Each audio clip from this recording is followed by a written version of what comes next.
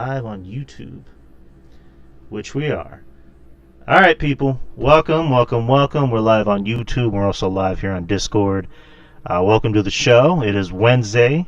It's another episode of The Experience, and we got a packed house here tonight. I am Drew, and with me, as always, Justin from Spinebuster Tees and SpinebusterTees.com.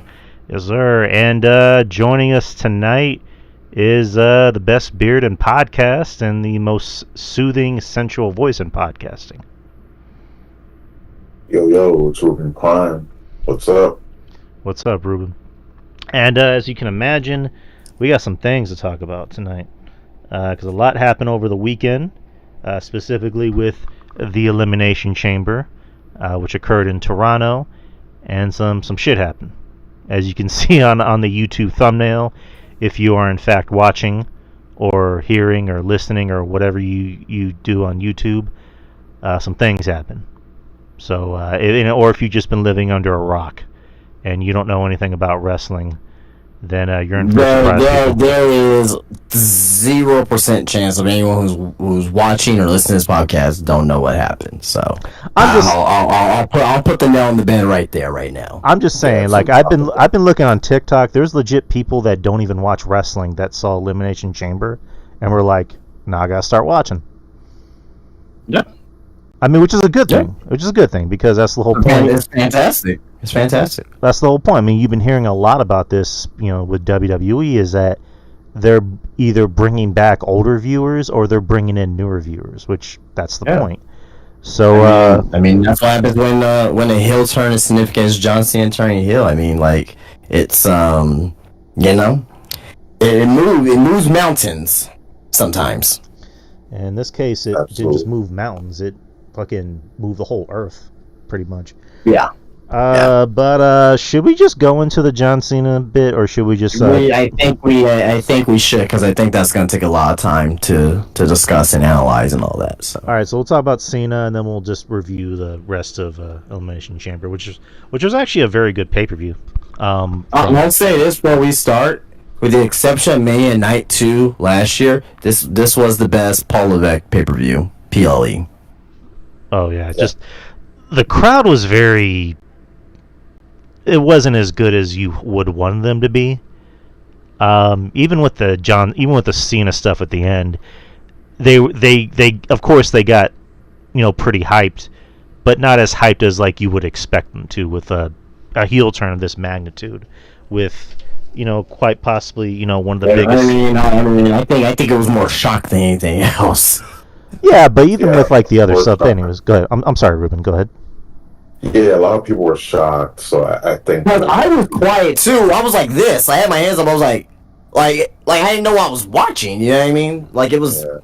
You know what I mean? Like it was shocking. You know what I mean? Right. Like some people, some people of course were booing, cheering, or whatever. But a lot of people were there. They were like legit shocked. They didn't know what they were seeing was actually happening. So, I didn't say nothing during the entire sequence at the end. Right. Okay. Maybe that's one way to look at it. But again, I don't know. Maybe I'm just nitpicking too much. But anyways, let's talk about what happened. So at the end of after Elimination Chamber, it was advertised, if Cody was going to accept The Rock's offer and sell his soul to The Rock, which they advertised, and we weren't sure when it was going to happen. We were kind of thinking, like, since it's just a segment, it could probably be in the middle of the show. But by the way the show was paced, and the big match, or the men's the men's Elimination Chamber match was coming up, that's when you realized, okay, The Rock and Cody's segment is going to end the night, which means something's going to happen. And it did. So, spoilers, John Cena won the Elimination Chamber men's match. So, he will face Cody Rhodes at WrestleMania. Cody comes out, him and John Cena embrace. And then The Rock comes out with Travis Scott. And then, The Rock wearing some pretty some pretty out there, black vest. And then his Elvis suit. Yeah, there you Kind go. of from last year's Mania. And then, tells Cody, Cody, it's time, I want your soul. I want your soul. I want it. And then, very provocatively caresses Cody's cheek, which I don't really get why he does that. And Cody tells The Rock, my soul hasn't been mine for a long time. I sold it to this ring. I sold it to these people, blah, blah, blah. And then he tells, The Rock, hey, Rock, go fuck yourself. Which, that got a big pop because, again, in the Triple H era of things, it's funny because Nick Khan had stated, we're still going to be PG, wink, wink. We're still going to be family friendly. More than ever, wink, wink.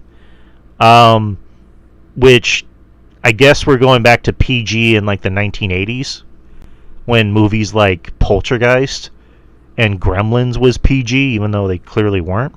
But I digress. Well, do you know the first PG movie? Oh, PG-13. I'm sorry. What was it? Red Dawn. Interesting. First ever PG-13 movie. And I just said Gremlins. Wasn't Gremlins like the reason why they started PG-13 movies? Yeah, movies like that, yeah. Like Gremlins. There was other movies during that time frame as well that was like, yeah. But Gremlins was definitely one of the reasons too. Right. But anyways, going back to this segment. So yeah, you're gonna hear "fuck" maybe once in a blue moon if it calls for it. Because obviously The Rock is gonna do whatever he wants because he's The Rock. Guys like Cody, main eventers mainly like Cody, Punk, Roman, Cena, just the top guys. And also, you're going to see some blood if it calls for it. You're not going to see it overused and abused. But anyways, Cody said, Rock, go fuck yourself. And then him and John Cena embrace. They shake hands. And then the camera, you actually see on the left. You see on John Cena's left, you just see his demeanor change. And then camera pans to the front of his face like, he's not as happy and joyful. And then that's when The Rock does the, slitting of the throat, which it goes from 3 fingers to 2, which maybe that can mean something down the road. You never know. And then John goes heel officially. John Cena finally goes heel for the first time since 2003, I think. And kicks Cody in the balls, beats him up with his Rolex, busts him wide open. Travis Scott even smacked the shit out of Cody, which allegedly Cody has a busted eardrum, which apparently he's fine from what I heard. But Rock whips him with his belt, rubs his blood on the belt, and that's how the show ends. Cena is now a full-fledged heel, which I don't think anyone called, especially with Cena's retirement tour. I did mention it, but I stated that I didn't think they were gonna do it because of because of merch sales and stuff. But I did mention that they're of a possibility of them trying to do it, but I didn't really think they were gonna go through with it. But they went through with it for sure. Which it's big. It's pretty big. It's gigantic. It's not big. It's fucking gigantic. Fucking. It's generational. It's a generational heel turn. Right, somewhere Vince McMahon is spinning in his grave, and he's not even dead yet. Not for lack of trying. But, the Triple H era of booking is like, we're going to go back to booking wrestling the way it should be, which is let shit happen organically and shock the hell out of people. Like, take more risks. And what better risk to take than taking the biggest babyface draw in the past 2 decades and turn him into a heel, at the biggest show of the year. So, whoever wants to start the ball rolling on this, like, whoever wants to start, go ahead. I'll let Ruben go first. Ruben, go ahead. Alrighty. Yeah, it is one of those moments in time that reminds you why you love wrestling. It makes you fall in love with, you know, with wrestling. And watching it live, just like immediate reaction was like, holy crap, they did it. Like I was just like, they did it. And I'm still in shock, and it's been how many days now? And that same sentiment has been, still been felt by a lot of people. Like, we're still in shock. We're still talking about it. Yep. Normally, things will happen in wrestling, and yeah, we'll talk about it for a day or two, maybe three, and then it'll be like, okay, next thing, coming up. But we're still talking about it. It's still felt to the point that you have, like you mentioned, in the beginning of the broadcast, that you have people that were lapsed fans that weren't watching the product instantly like glued. Okay, I'm back. I'm gonna watch again. And just the beating that Cody Rhodes received by Cena was just vicious. Like, that was like my takeaway. It was vicious. It was like, you normally don't see Cena do that. And I know we'll talk about this in the review, of the men's chamber match, but there were subtle hints that he was turning, but we didn't pay attention to it. It was like, okay, in the moment. But it was there. It was very subtle, and I like that. That's number two. And number three, it was brilliant. Like, for biggest heel turn in WWE, this has to be just number one. Obviously, we're Hogan turning heel, forming NWO. That, for its time, was monumental because it changed the landscape. It changed the business completely. Yeah. And this one, it was monumental, but for different reasons. So I do think you can put this in top three. Absolutely. Top three for sure. And there was people too as well that that stated that this is even bigger than Hogan. Now, I understand that from a perspective, like, if you didn't grow up during the Attitude Era, if you start watching wrestling in 2008 or whatever, and all you know is WWE from that time frame on, okay, I get it, I understand it. I wouldn't say that, just because that Hogan was industry defining, changing. It created the Attitude Era, all that, right? It completely changed. This one's different because of a guy who was babyface for so long. It's not like John Cena was ever a heel before he was, but he was babyface, 99% of his WWE career.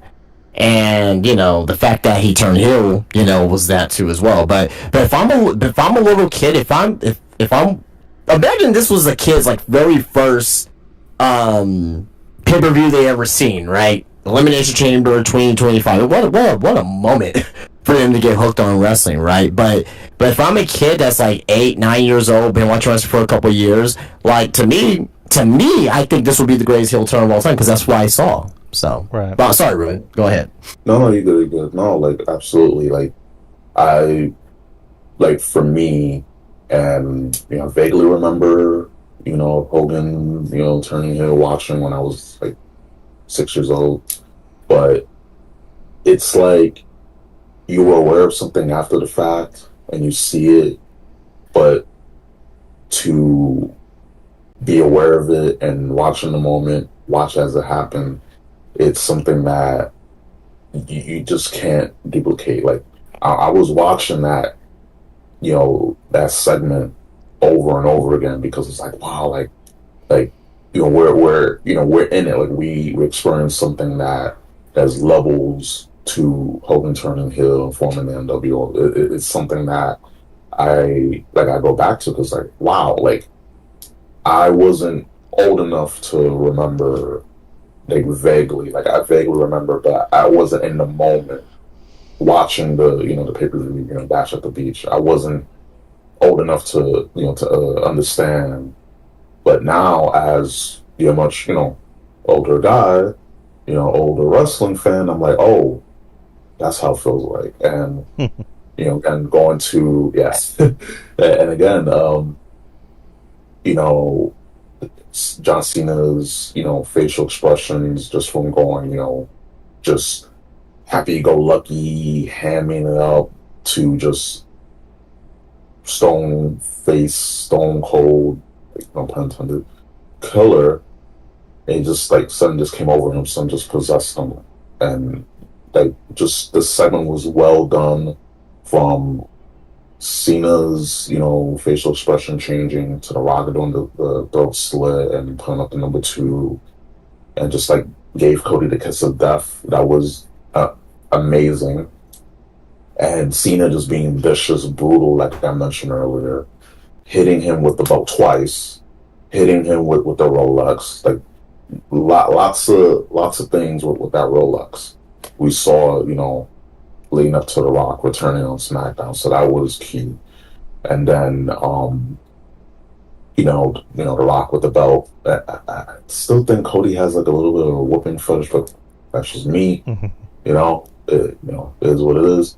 No king shimmer here, but it's like it was, it wasn't the levels of The Rock and with Cody in the tour bus, but this, for a different reason, there's just mountains above that. And of course, the blood, on the weight belt with Dusty Rhodes' death date, this crazy touch. And yeah, it was just something that we'll be playing and going back to for years, decades. Like this, we're gonna still be talking about this even after Mania. We're gonna be talking about this even like 10 years, 20 years down the line. And I just cannot wait. That promo from Cena when he comes, when he shows up on SmackDown or Raw or whenever.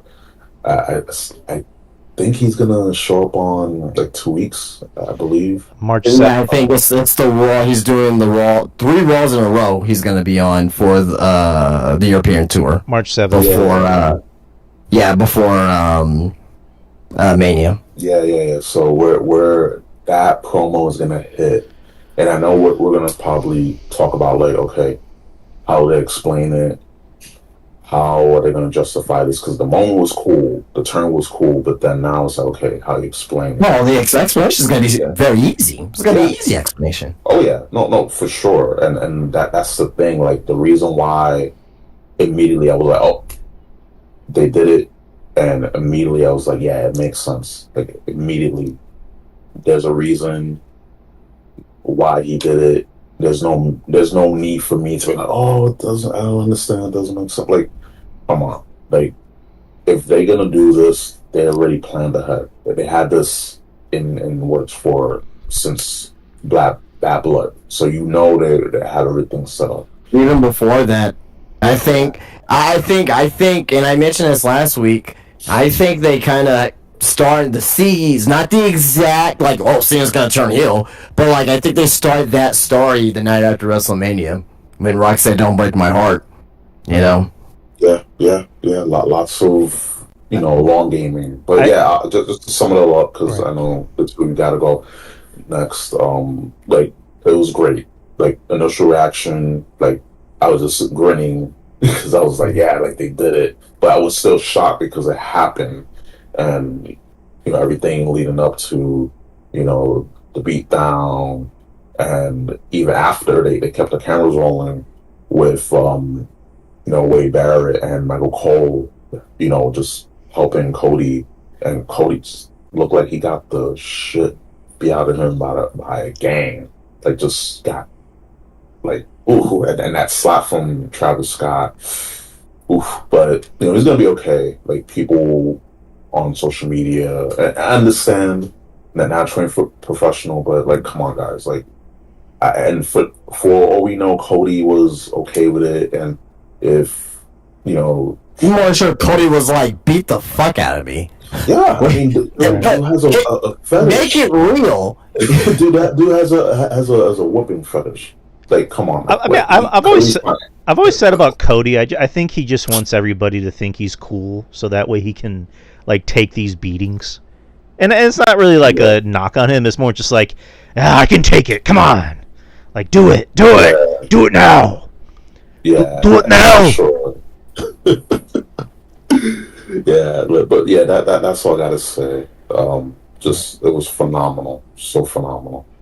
So the schedule: Monday Night Raw on March 17th will be in Brussels, Belgium. SmackDown that same week on the 21st will be in Bologna, Italy.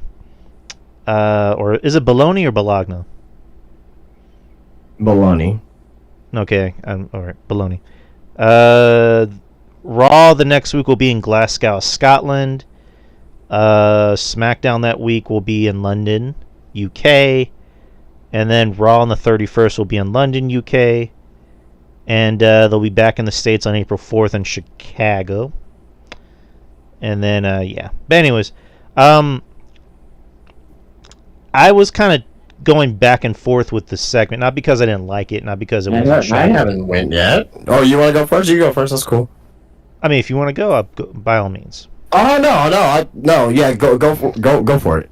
Well, I was just gonna keep mine short and sweet, but just like, again, I love the segment. I had more time to think about it because I was more of the mindset of Punk would have been the better choice, but when I really do have time to think about it, with Cena, especially with his retirement tour, it makes it less predictable. Whereas not this time last year because he announced his retirement at the Money in the Bank pay-per-view in July, I think, or was it June or July? I don't think it matters, but it doesn't. Yeah. But anyways, it doesn't matter. And we were kind of theorizing what he was going to do, what he wasn't going to do, and I think this makes it less predictable, and this definitely makes Mania a little bit more interesting.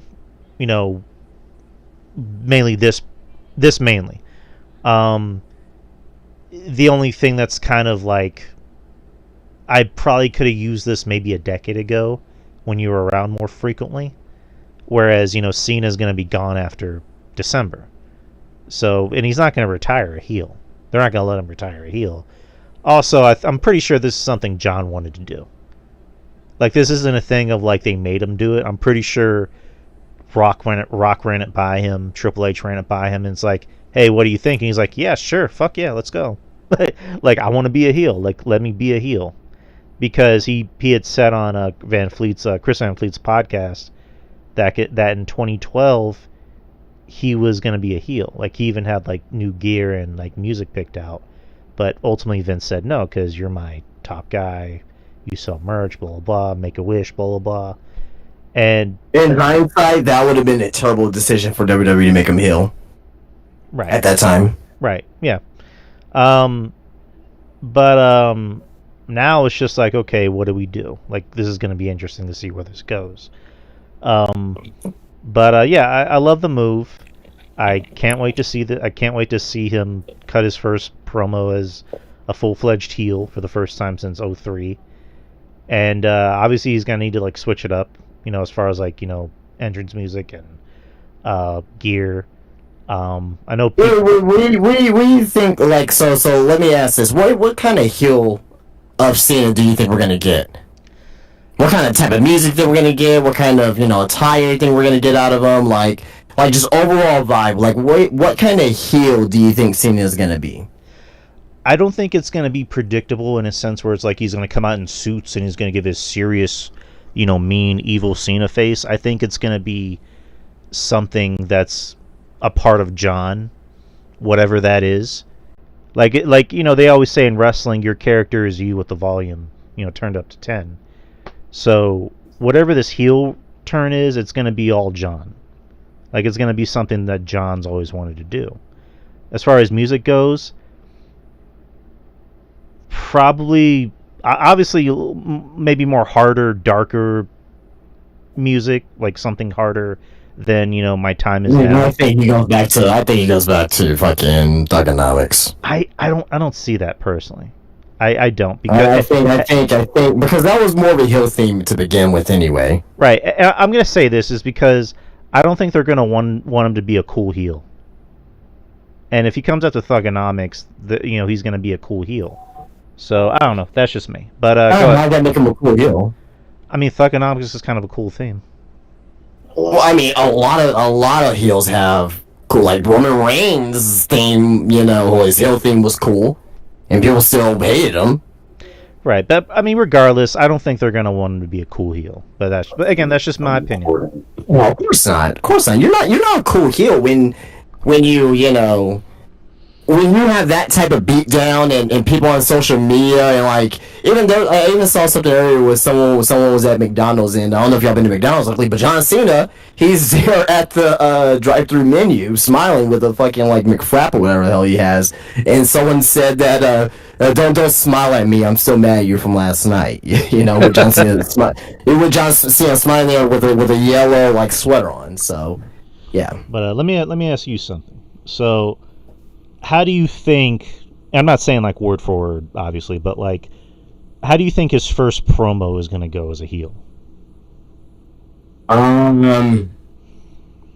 There's gonna be some people cheering me and maybe saying Cena.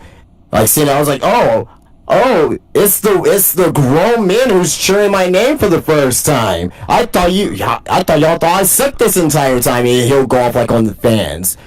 That's number one. Number two, maybe he'll go off on Cody saying like, hey, you're taking my place, but you don't deserve it, right? You're not making all these wishes like the same way that I have. You're not, making as much money the same way that I am. So he can go through that aspect as well. And really, it's desperation. It's desperation for number 17. He feel that, like, again, and I mentioned this last week, he's not won a singles match.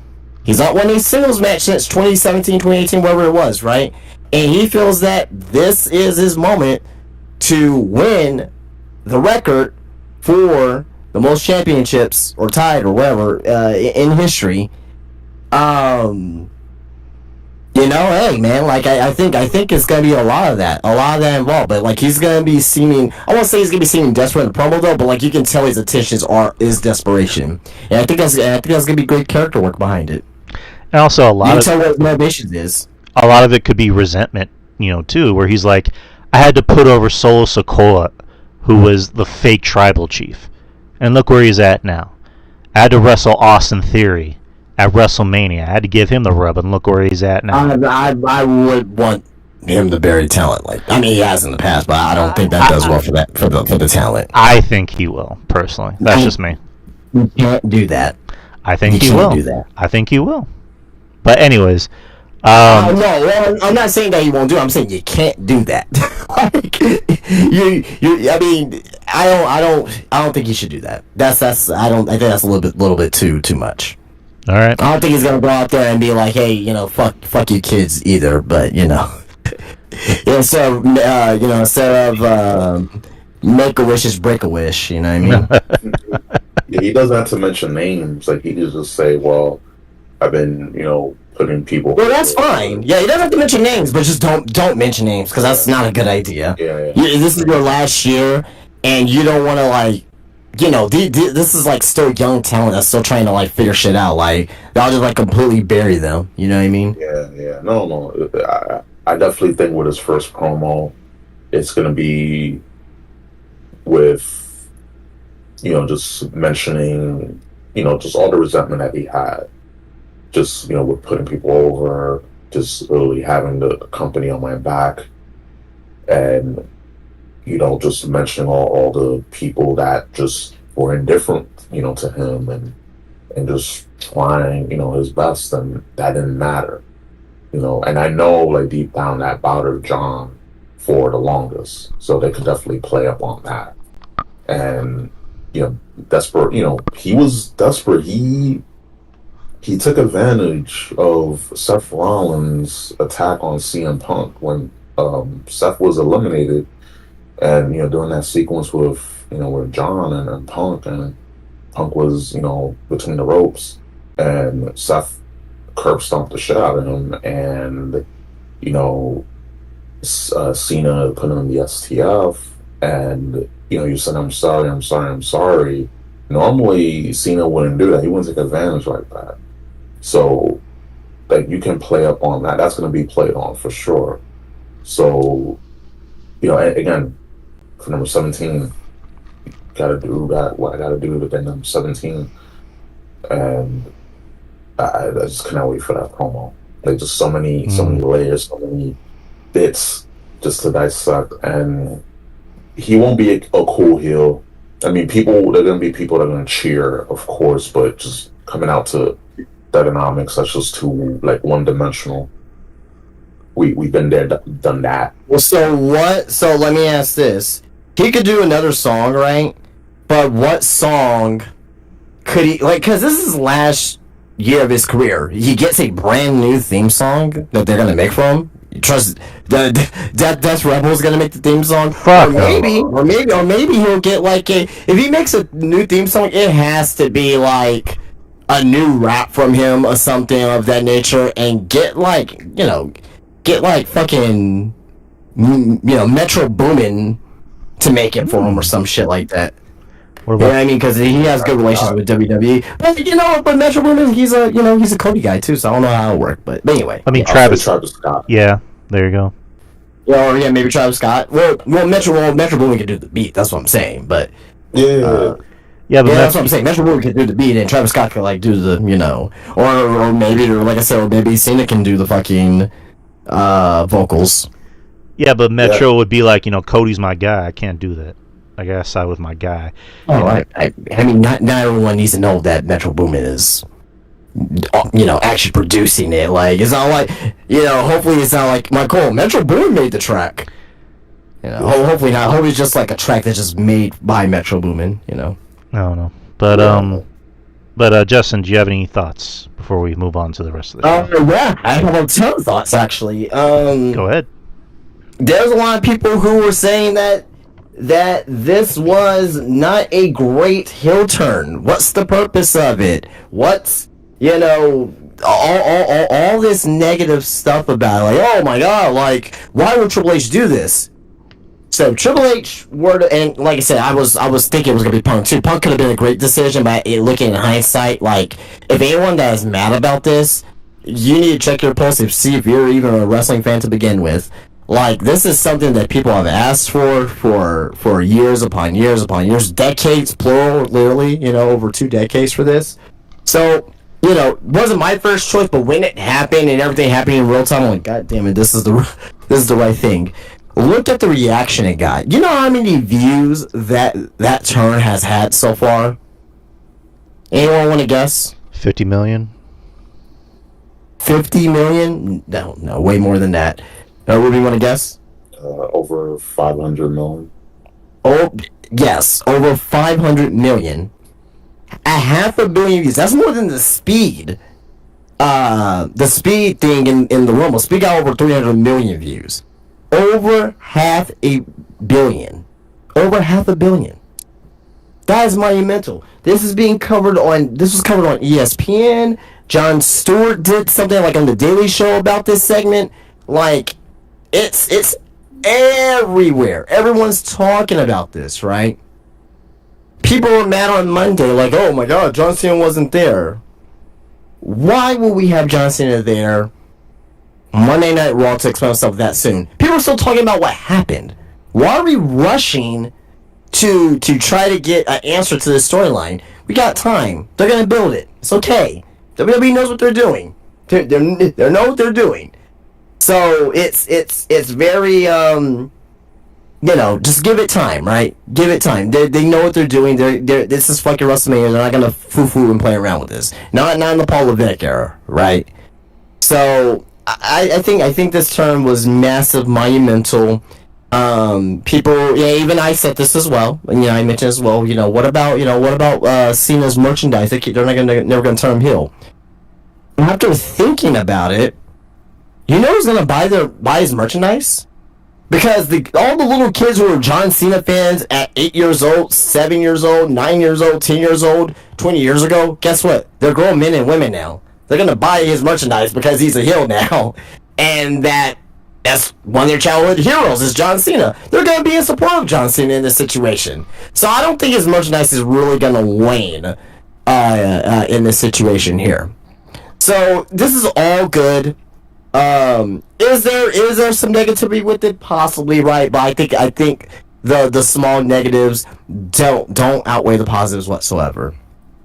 And this is great for the redemption arc of John Cena, because to Drew's point, and I think everyone else in the world is going to know that John Cena is not going to be fully healed during this entire time.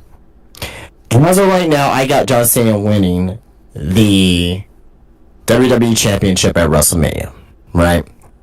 And a lot of people are thinking about, like, okay, well, he's gonna win, he's gonna main event night 2, you know what I mean? Like, what's gonna happen? What's gonna happen with night 1? Who's gonna main event? Well, there is a possibility that we can still have an opportunity that the effects of night 1 can happen on night 2. Not saying that this is gonna happen. I'm just saying put this in your mind, and if it happens, it happens, right? What if we end up getting ourselves, just like last year in night 1, a tag match? We get ourselves a tag match. Let's say we get, on one side, we get John Cena, The Rock, and somebody else. I'll tell you that in a second. Versus Cody Rhodes and 2 other members. We'll get ourselves a 6-man tag. Who will be Cody Rhodes' tag team partner? CM Punk, Roman Reigns. Why will we have that match? Everything's intertwined together. Everything is intertwined together because look what happened on Monday Night Raw. Look what CM Punk said. He's going to get his hands on that both ball frauds, of John Cena and The Rock.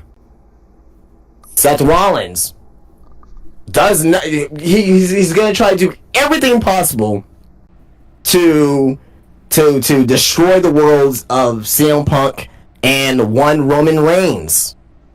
What if we get ourselves a 6-man tag? What if we get ourselves a 6-man tag, night 1 WrestleMania? Now, as I thought about this over the last day or so, I kind of backtracked on it. The reason being, if it happens, great, but I'm trying to think of how this is going to directly affect night 2. There's not really much in stakes involved except for grudge. You could probably, we had a lot of grudge matches at WrestleMania, right, in the past, so you can name all your grudge matches. But I will say this, that if you have this 6-man tag, you can't have Rock and Cena lose. You can't have that happen unless Seth Rollins gets pinned and something happens there. I don't know, but maybe they have that match. Maybe Seth Rollins gets pinned, and they go on to night 2 where Cena and Rock win, or sorry, not Cena and Rock, but Cena wins, right? So they could do that, but no matter what's happening, I think Cena's walking out as champion at WrestleMania night 2, and I can see him holding that title all the way through SummerSlam.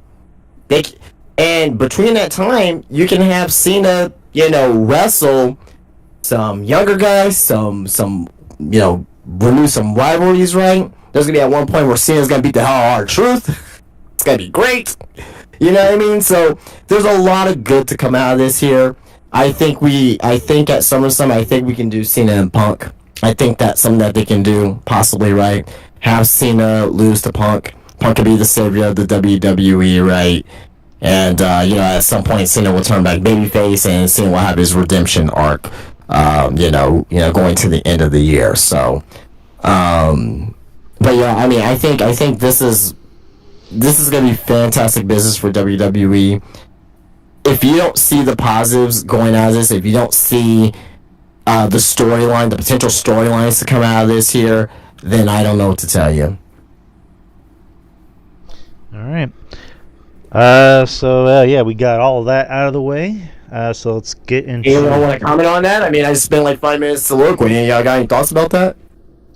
I mean, those are some interesting ideas. I mean, WrestleMania is 40-something days away.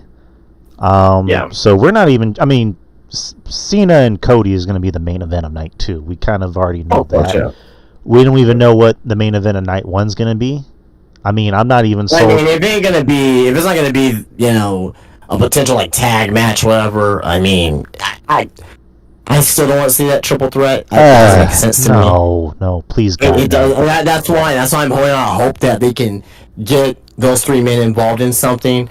But if it's not that, I mean, it's Gunther and Jey Uso. I still don't get everyone's obsession with wanting to see that triple threat. I'm like, so you want to see 3 guys who could be doing something else, something better, in a triple threat match with no stipulation, no title on the line.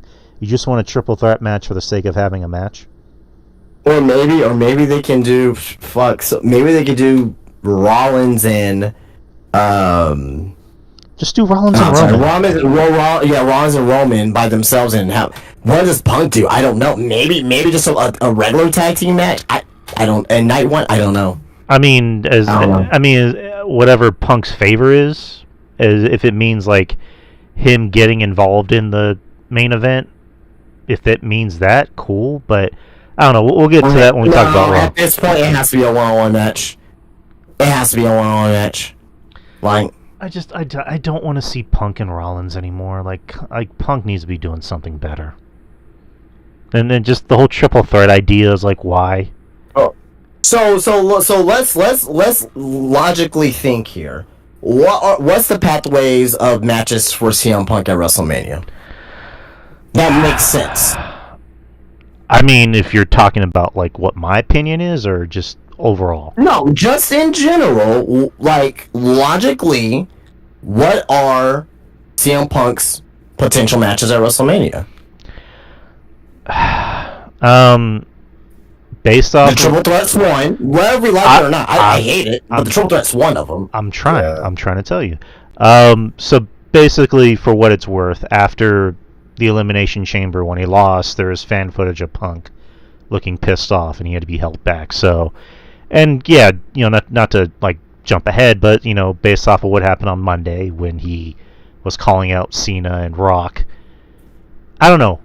I'm just saying, from a fan perspective, from something I would want, I just hope it involves him cashing in that favor. But I just, if the whole triple threat match... So in this case, the favor would be, in your eyes, what? Wanting to be involved in the match. You can't have CM Punk in that main event. You can't. That's really the only thing I want for him. He's not gonna have that match. Then I have not at Mania. Maybe at SummerSlam. Then I have zero interest in seeing him do anything else at Mania, because I do not want to see him wrestle Seth again. I don't want to see him in a random triple threat match that makes no sense.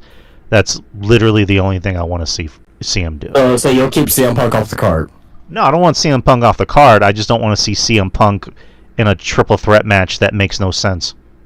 Oh, I agree, but that's a reality that may happen. Well, if that happens, I'm just probably not going to watch the match. All right. No, I'm being for real. If that match happens, I'll have it on, but I'm not going to pay attention to it because it's just like, why is this a match? Okay. Unless there's a stipulation, then I'm not going to care. Ruben, what do you think as far as like realistic, like a realistic route for CM Punk going to WrestleMania? As far as matches, I mean, it's CM Punk we're talking about. He needs to have a match at Mania. Like, he didn't have a match last year because he was still injured. Mm-hmm. So he needs to have a match. I mean, I have a feeling we might get The Rock to wrestle. I still think he's gonna wrestle. It just doesn't make any sense. We remember The Rock has a pinfall. He pinned Cody last year. Yeah. Yeah, so it's like we're still gonna get Cody and Rock. Maybe definitely 42. Not this year, unless there's some big swerve where to go down. But I definitely think what about Punk and Rock? Like I can definitely see that Punk and Rock. So I'll be honest. I don't think that's gonna happen. I think Rock has two singles matches left in him. And I think it's Roman and Cody. If he's gonna do two singles matches, I think it's gonna be Roman and Cody. Yeah. I can see Rock, as I mentioned, in a triple six-man tag, because you gotta think about it too as well. They're still making movies and stuff. If either or ends up getting hurt or injured, then it's like, especially Rock, then it's like, I think a tag match is safer for Rock. But I don't think Rock has that many singles matches left in him. I think he only has maybe two, and I'm probably pushing when I'm saying that. But Yeah, but I don't know. If you have a tag match with guess Cody and Punk and Rock and Cena, just like you can't have no one lose. Like last year with the tag match that they had for that main event, it made sense for Cody to lose because obviously he was going to win. Right. So you can't have your WWE champion lose twice because we know at least just based on everything, the trajectory. What if you can't have you can't have Cody get pinned night one in the tag match if they were to have it, and then have Cody lose the title. Like that's just not a good look. Like we gotta keep your champion strong, but just have him lose twice in a row like that, like it doesn't make any sense. So a tag match, it's just I don't know. Like maybe if I just think they should just do Rollins and Roman because there's story there to tell. Like no time like the present to tell that story now, and then you can possibly like work in Roman being pissed that hey, like Rock, like you didn't choose me to be your champion. I was your champion for fucking years. Putting the company on my back, and you didn't select me, you didn't consider me. So they're gonna do that story, and that's how we got Rock and Roman. And I don't know, it's just so tough. Like what do you do with CM Punk? Like what do you do? It's definitely a head scratcher. Triple threat. If there's nothing on the line, maybe Punk uses his favor. Maybe I don't know. Like he uses favor, but then if he loses, then that favor is gone. So it's like, what do you do? Well, yeah, no, I mean, whatever this favor is, at the end of the day, I mean, I think it's, I don't think, I think it's gonna be big enough to where it's, where it's gonna be needed and noticed, but, like, I don't agree with this because I think it should just be Cody and Cena one-on-one. But if they do a triple threat and they say, hey, winner goes night 2 and faces in a triple threat, that's something that they can do. But again, it's not needed. Not for this story. The story's Cody and Cena. But if they give it stakes, something like that, I mean, yeah. But I believe, I know that WWE, they have something cooking here. But again, if they end up doing, let's say, a tag match, 6-man tag, regular tag, there has to be some type of stakes involved. Is there going to be a special guest referee? Whoever wins, this person is special guest. Like something needs to happen to where that the main event match on night 2 is going to have even more stakes. So I'm pretty sure there is, but I don't know. We just have to wait and see, I guess. Yeah, we just got to wait for just everything to fall in place because we don't know. Like we have a completely different, picture. Like we could probably probably Punk will get involved in the main event. Maybe there's a triple threat. Maybe there's a tag match. Maybe uh, Punk doesn't show up. He's not on the Mania card, which they can't. But it's a possibility. Unlikely, but it's a possibility. Is that wait and see. I mean, if Punk gets in the main event, which he's always wanted, and he doesn't win, it's not there in the world. At least he gets his main event. So that's my rationale. If he were to get himself in the main event, that's off his bucket list.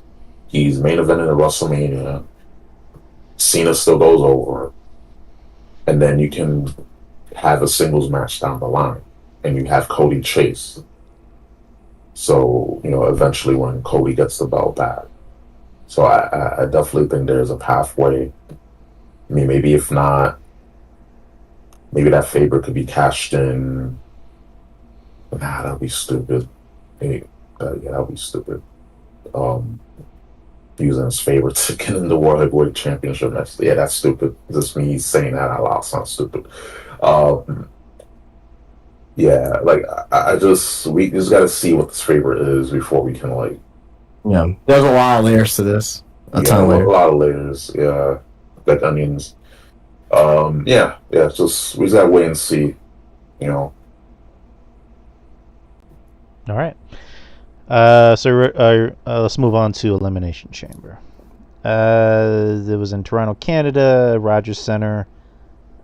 And let's go through the matches real quick. So, yeah, the women's Elimination Chamber to determine who will face the Women's World Champion at WrestleMania 41. Bianca Belair, Alexa Bliss, Bayley, Liv Morgan, Naomi, Roxanne Perez.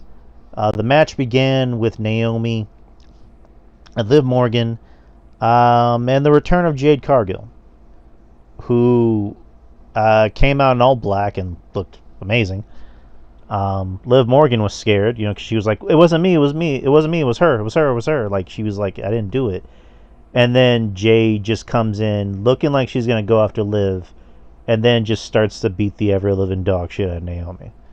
And what made it even perfect was that you just hear Bianca in her pod, screaming and yelling like, no, what are you doing? Stop, stop, stop. And, Jade doesn't care. She's just beating the fuck out of Naomi. And she even slams the fucking Elimination Chamber door on Naomi, which I'm like, that was perfect. To me, I think that's the best Jade's looked. Just beating the shit out of Naomi. WWE has done a good job at hiding her weaknesses, which is okay, we know she's not ready, but she has a look. She looks like something. We want to do something with her, and I think so far that's the best she's looked. Is just beating the shit out of Naomi, and of course, Liv antagonizing and just talking shit to Bianca, and just being like, "See, it wasn't me, it was her." So, and again, it's just with this kind of storytelling, it's it's still not obvious as to what happened. You know what I mean? Because WWE likes to make you think that you're thinking. So, but Naomi ended up getting she couldn't continue. I mean, she couldn't even start the match, so she was taken out of the match. The rest of the match, I thought this was really good. I thought this is probably the best match of the night. I thought this was probably the best women's Elimination Chamber I've ever seen. Because you had good talent in the ring, minus Alexa Bliss, that knew what they were doing and could carry a match. All right. Alexa Bliss sucked in the match? She was just there. She had nothing to do in the match. Then look. I don't think you're giving her enough credit. I just didn't. Yeah. Anyways, Liv Morgan I thought was the MVP. I thought she was amazing in this match. She looked amazing. So far she's my. I think it's the best match she ever wrestled. Oh yeah. In my opinion. So far she's my female wrestler of the year. In the course of a year, Liv Morgan has become probably one of the best women's wrestlers on the roster, if not the best, and maybe one of the best characters. Because, again, I mentioned, wrestling is, your character on wrestling is you with the volume jacked up to 10, her going out there and doing the ha ha ha. It's just like little things, and it's getting over because it just sounds like that's her, like that's her personality, but it's just slightly altered. So I thought she was amazing in this match. That hair whip that she took, the whole arena can hear that, and that was fucking like gnarly. That was amazing, and like the after effects of the match. Like she shows herself, like she shows like the injuries, like not injuries, but like the bruises and cuts that she had all over her body. And it's like if you didn't think that this woman was in a wrestling match, you would have probably called the police and thought that she was being abused at home or something. And I don't mean to laugh at that, but like, she took a beating in this match. Like she got her ass whooped, especially towards the end when Bianca was like holding her upside down and slamming her head against the pod door. I'm like, Jesus Christ, Liv. Like, Liv, you're hot. You don't need to do anything. Like, you just need to be hot. And it's just like, she's like, no, I want to prove myself. And that's the one thing I've always said about Liv, is that I always got the impression that Liv was trying. That Liv was trying to be a good wrestler, and she didn't just want to be a pretty face. Of course, I got to be the Alexa Bliss hater in this conversation. Alexa Bliss I never got the impression that she was trying. Like, she was a good character, and she can cut a decent promo, but once she gets in that, she gets a good reaction, she sells merch, and she sells those dolls, but it's like, once she gets in the ring, it's like, okay. Like, nothing happens, so. But yeah, Liv I thought was amazing. Bianca's amazing as usual, which, that shouldn't be a shocker to anyone. Bayley, I thought, didn't do as much as I thought she could have. That's not to say that she was bad or anything. Roxanne's like 22. She's still a little green. She still has a lot to learn. But I thought Liv and Bianca were great. Liv was the MVP of this match. And Bianca won, which I think a lot of people predicted. As she should have. So, yeah, great match. Great Elimination Chamber match. But what'd you guys think? Oh, the best women's elimination chamber match that they ever put on. I think the very first one was 2018. I want to say, right? Anyway, I don't think it matters. But yeah. All 6 women kicked ass in here. I mean, Naomi, she got her ass kicked. That's a lot of ass. she got her ass kicked by Jade. So, but she did great. She did great by selling everything. So she sold everything like it was death. So I don't think a lot of people really mention that. But Roxy, she's fantastic. She looked very good. She looked very strong, and she got eliminated. She had to take 2 finishers. Right. For her to be eliminated. So Bayley's always good, Bianca's fucking fantastic as well. Alexa, she did her thing in here. I thought she did very, very well in this match. And, Liv Morgan, MVP of this match. I mean, just the ending sequence with her and Bianca, her going for the Oblivion, being blocked, turned into a, KOD 1, 2, 3. It was fucking fantastic. So, all 5 women, and Naomi too for her role too, and also Jade, obviously. Everyone who was in this match or part of this match did their part, and hey, you can't ask for anything more. This was by far, to me, the best women's elimination chamber of all time. Fantastic stuff. All right, and Ruben. Oh yeah, I enjoyed this chamber match, especially from Jade's attack, her coming back all in all black. Damn, just wonderful. But all that aside, that ass whooping, I tweeted. I was tweeting a little bit during the paper, well, PLE, still say paper, but during the PLE, and when just that fake out when Jade was she had her fist up and she was about to seem like she was gonna hit Liv, but then she just did a turn and just went and just wailed Naomi. That was just phenomenal. Like that timing was perfect, and just the beat down was just vicious. And Bianca, she needs an Oscar for that performance. That was some top tier acting. That was just like perfect. And her being Jade slamming the door, the chamber door on Naomi, just brutal. I was like, Jesus. And then her, I love the spot when people get like, Sparta kicked on the pods. Like that's a good like noise, the visual. And when that happened to Naomi, that was just like oof. But as far as the whole bit with Jade, Bianca, and Naomi, I I definitely think that Bianca's involved. I definitely think with her Oscar, performance, I definitely think she was involved somehow, some way. And I was gonna bring. I thought.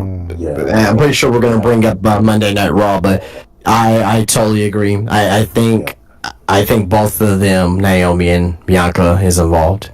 yeah. It's just like there's more meat to the bone, pun intended. And I definitely think that there's more to the story, and I can't wait for that story to be told over the course of the next few weeks leading up to Mania. But as far as the rest of the chamber match goes, I definitely enjoyed Liv. Like Liv was the MVP. She wrestled her ass off. She took a beating. Um, Bailey, I enjoyed Bailey in there. Like I thought she was gonna be in there just a bit longer, but that's just me. Me Alexa Bliss. I like. I don't hate Alexa Bliss, but she's grown on me. And the time that she was there, she did her thing. Roxanne, she's 22 years old, and her showing at the chamber was impressive. She was going at it with everyone. She was going toe to toe. So there's just more that she has a long career ahead of her. Like she'll be in many more chamber matches for sure. Right. Um, and yeah, I thoroughly enjoyed this match. The sequence with Liv and Bianca. The whip, that sound, like never gets old. that whip never gets old. And yeah, just right person won. I thought it was gonna be Liv. I thought Liv was gonna win, but I knew Bianca was going to, like she was the odds-on favorite. But I had a little bit of hope. But I had fun with this, with this chamber match, and also it helped that the beatdown happened like that. That set the tone for the night. I said there will be many ass whoopings tonight, and of course it came true. There was so many ass whoopings. Three, because you had Kevin Owens and Sami Zayn. But yeah, like that chamber match was awesome. Agreed. Like we're on agreement. Next is you had a tag team match with Tiffany Stratton and Trish Stratus versus Nia Jax and Candice LeRae. Weirdly enough, Trish didn't really get. I mean, she got a reaction obviously because she's from Toronto, but Tiffany got a much bigger reaction than Trish, or was it just me that noticed that? No, I agree. Yeah, it's just I don't know, but and again, this just pointing that out. But yeah, I mean, Tiffany's the now. Trish knows that Tiffany is now. But this match I didn't have a problem with. I thought it did its job. My problem with it was the pacing. It was 11 minutes and 40 seconds, but it felt a little longer. Yeah, it was fine for what it was. It wasn't great or really memorable, but it did its job. It was what it was. It was it was an avenue to kind of get that Trish rub on Tiffany, who's again, she's the now. But yeah, that's kind of my thoughts on the match. But what'd you guys think? Basically the same. I thought the match was serviceable. It wasn't offensive by any means necessary. Um, I mean, this was to end a feud between Tiffany and Nia Jax, pretty much. But the only thing I wish that would have happened, I wish Charlotte would have came out and kind of advanced the storyline between her and Tiffany. So far, really not much of a story has been really happening so far. We still got a long time, right? I just hope this is not like a Rhea Ripley and Charlotte build. Remember, I was complaining about that because again, in hindsight, it doesn't matter because they had probably the best women's match at Mania of all time, right? But the build up for it, there was no build, there was no story for it. So I just hope we don't get that. But if we end up getting no story and get a fantastic match at Mania, then whatever. But I just hope that we start getting some stories soon with this. I was just kind of hoping that Charlotte would have came out to at least like either attack, Tiffany and Trish. We didn't get that, but as far as the match by itself, I thought it was good for what it was. All right, and you, Rube? I thought this match was serviceable. I did enjoy Trish, of course. Mm-hmm. Gotta enjoy Trish. And yeah, I just hope this match just ends the feud between Nia, because she did get pinned. So did she get pinned? Did Nia get pinned? Just trying to remember. Believe so. I think, yeah. So it's like Tiffany, Tiffany pinned Nia. Just move on, and I just hope we get more of a build for Charlotte and Tiffany. And if Charlotte wins at Mania, I'm gonna have a rant. Let's just say I'm just gonna have a rant. Just that we need to build, Tiffany up, and Tiffany's great, but she hasn't been built up as she should. Like, nothing memorable, nothing juicy so far. I know it's time, but it's like just what we've gotten. It's just leaves more to be desired.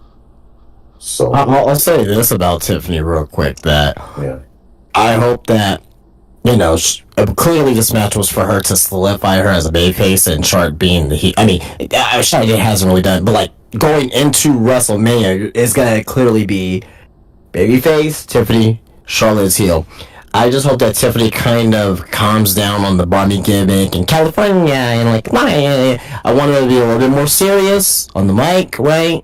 Yeah, I mean, a little bit more intensity. She doesn't have to force it, but I want a more regular, humanized Tiffany Stratton. Yeah, agreed. Yeah. But yeah, that's all my thoughts. All right. Next is you had Kevin Owens versus Sami Zayn in an unsanctioned match. We were kind of thinking this would be the main event, but it wasn't. But well, I mean, in hindsight, yeah, I'm glad it wasn't. yeah. But I guess nice little attention to detail. You had the referee out, not wearing a referee outfit, which again, okay, that's pretty cool. And then the spotlight was just on the ring and not the whole crowd. So I guess to kind of sell that this is unsanctioned and WWE logo were hidden. Right, Alicia Taylor, was saying WWE, wants nothing to do with this or blah blah. You can tell that these guys have been wanting this match for the longest time. Flashback to 2010 when they wrestled in Ring of Honor and it was El Generico versus Kevin Steen, and a match similar to this but maybe a little better. Again, this match, like kind of Justin said, in hindsight, probably shouldn't have main evented the show. I'm glad it was in the middle, and again, it was a fun match. Wasn't a great match, but it was a fun match. I thought it went a little too long. It probably could have been maybe 5 minutes shorter. It started getting a little too AEW-y, if that's the best way to put it. where Oh, where it's like, okay, that steel chair wrapped in barbed wire I thought was cool. I thought it was nicely, okay. wrapped up. It looked pretty cool. The Right. spots where like Kevin Owens falls onto like like the side of his face falls onto the side of the steel chair and he's like squealing. Not even screaming, he's squealing. I'm like, Okay. okay, is that going to be the end of the match? Okay, no. And then I think When like has I ever been to an end of a match though? no, and then yeah, but and then just like a few other like false counts, which I'm like, okay, all right, this is what this match is going to be. Okay, all right. I shouldn't even call it AEW. I'm sorry. I guess it's more like Fast and the Furious, where people can get blown up and shot at, and they have no scratches on them. I'm like, okay, cool. I probably could have went for some blood, but they wanted to save the blood for the ending segment, which I'm like, all right, cool. But again, I don't hate the match. I know it sounds like I'm shitting on the match. I'm really not. I had fun with the match. I just think it could have been paced better and maybe shorter. Kevin Owens got the win, which made sense. Um, and then afterwards, he tries to kill Sami Zayn, for the fifth time during the match again. And then Randy Orton comes out, and you know, Huge pop for Randy. yeah, huge pop. Good to see Randy back, and he RKO's Kevin. He's about to do the kick or the pun, I mean, and the camera angle I thought was perfect at this point because you saw all these agents like swarm the ring and like hold Randy back, which I'm like that was kind of funny. So Randy's back. I probably would have saved that for SmackDown, but I'm not a booker, so whatever. But yeah, again, fun match. Could have been shorter. But what'd you guys think? We'll go for Yeah, I thought the match was really good. There was some there were some instances where I agree with Drew. Like it felt like the match like went on just a bit too long because I was like, okay, they did this one spot, kick out, with Sammy. I'm like Jesus, like we know Sammy is his neck is hanging on by threads, like just duct tape. So it's like him kicking out all these moves. I was like, okay. And the ending, like I like the ending. It's a scrappy ending, but the ring apron, power bomb, the second one, that did it. But that chair, the barbed wire steel chair wasn't shaved, wasn't gimmick. It was like actual like, barbed wire. So I was like holy shit! But no blood. I understand why. Hindsight because you know the segment to end the night. But I think just a bit, a bit of blood could have benefited from this. But again, what happened at the end of the night makes sense. Um, but yeah, these two guys just beat the holy hell out of each other, and little just since this is a unsanctioned match, like there was like all but one turnbuckle that had the WWE logo. I don't know if you noticed that. And then, yeah, I just said that. Yeah. yeah, and then it was like it is an unsanctioned match. Like why, coming out to their music, Tantrons, and the graphics and all that. But just forget about it. But still, like that's just something. Like they had subtle touches where, yeah, it's an unsanctioned match, so you know, um, they did some things right with the presentation, but other things they could have, they could just went all in. But again, nitpicking. I enjoyed the match. Could have ended like five. Just shaved off like 5 minutes. Would have been fine. But I enjoyed the match either way. And Orton coming back. Good to see Orton back. Like, dude is just jacked. It's like I think like 260. Fucking tank. Yeah. I gotta figure out what workouts he's doing. It's just like HGH. I'm sorry. What? I'm I kidding. mean, I'm kidding. yeah. I mean, listen, he's at that age. Like as we get older, men as you get older, your testosterone drops. But there's ways to keep your T levels high. But anyway, enough about that. Yeah, I enjoyed seeing Randy, return and RKOing everybody. Gave one to Kevin.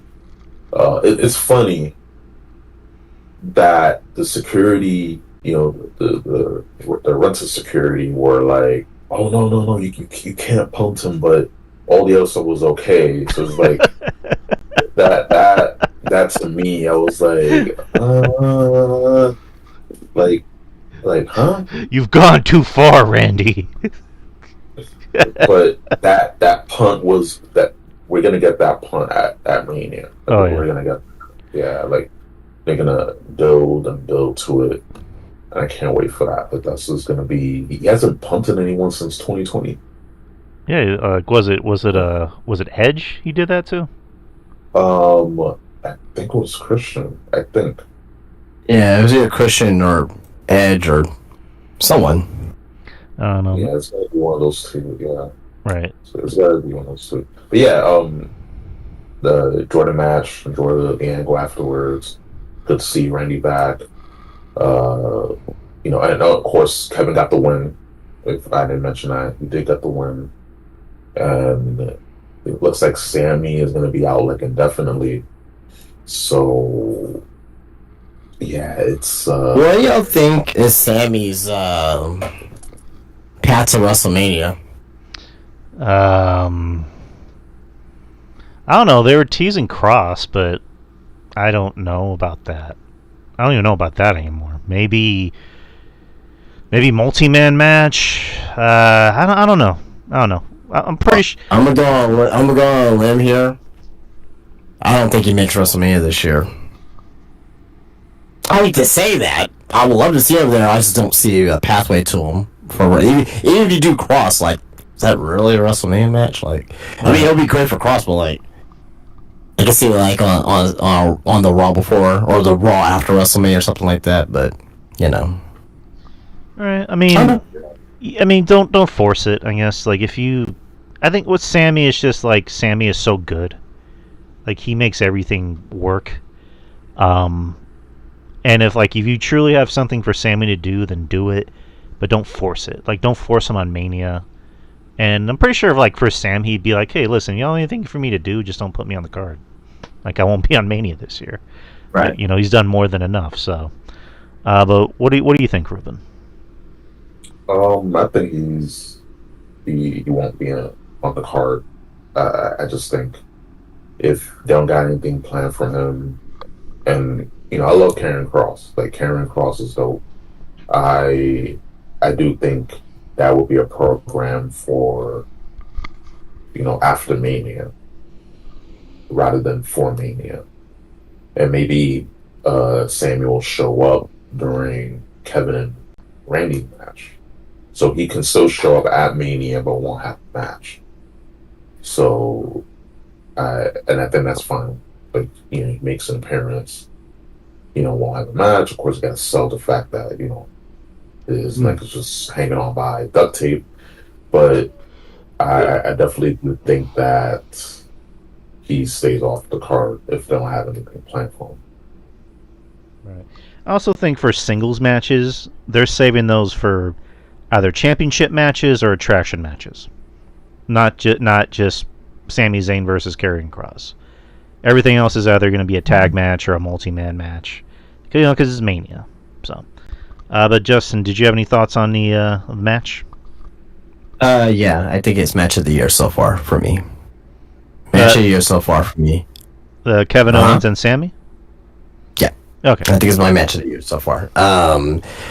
Is it gonna be match of the year for me? Probably not. Most likely not. It's way too early in the year. But I think it's so far match of the year for me. The reason because is of it's a feud that obviously that's been going on for years. I think this is their best match that they had in WWE, NXT, main roster. I think it's even better than that too as well. But Everything clicked for me here. The spots, the selling, the story, just everything. I thought everything was in this match was stellar.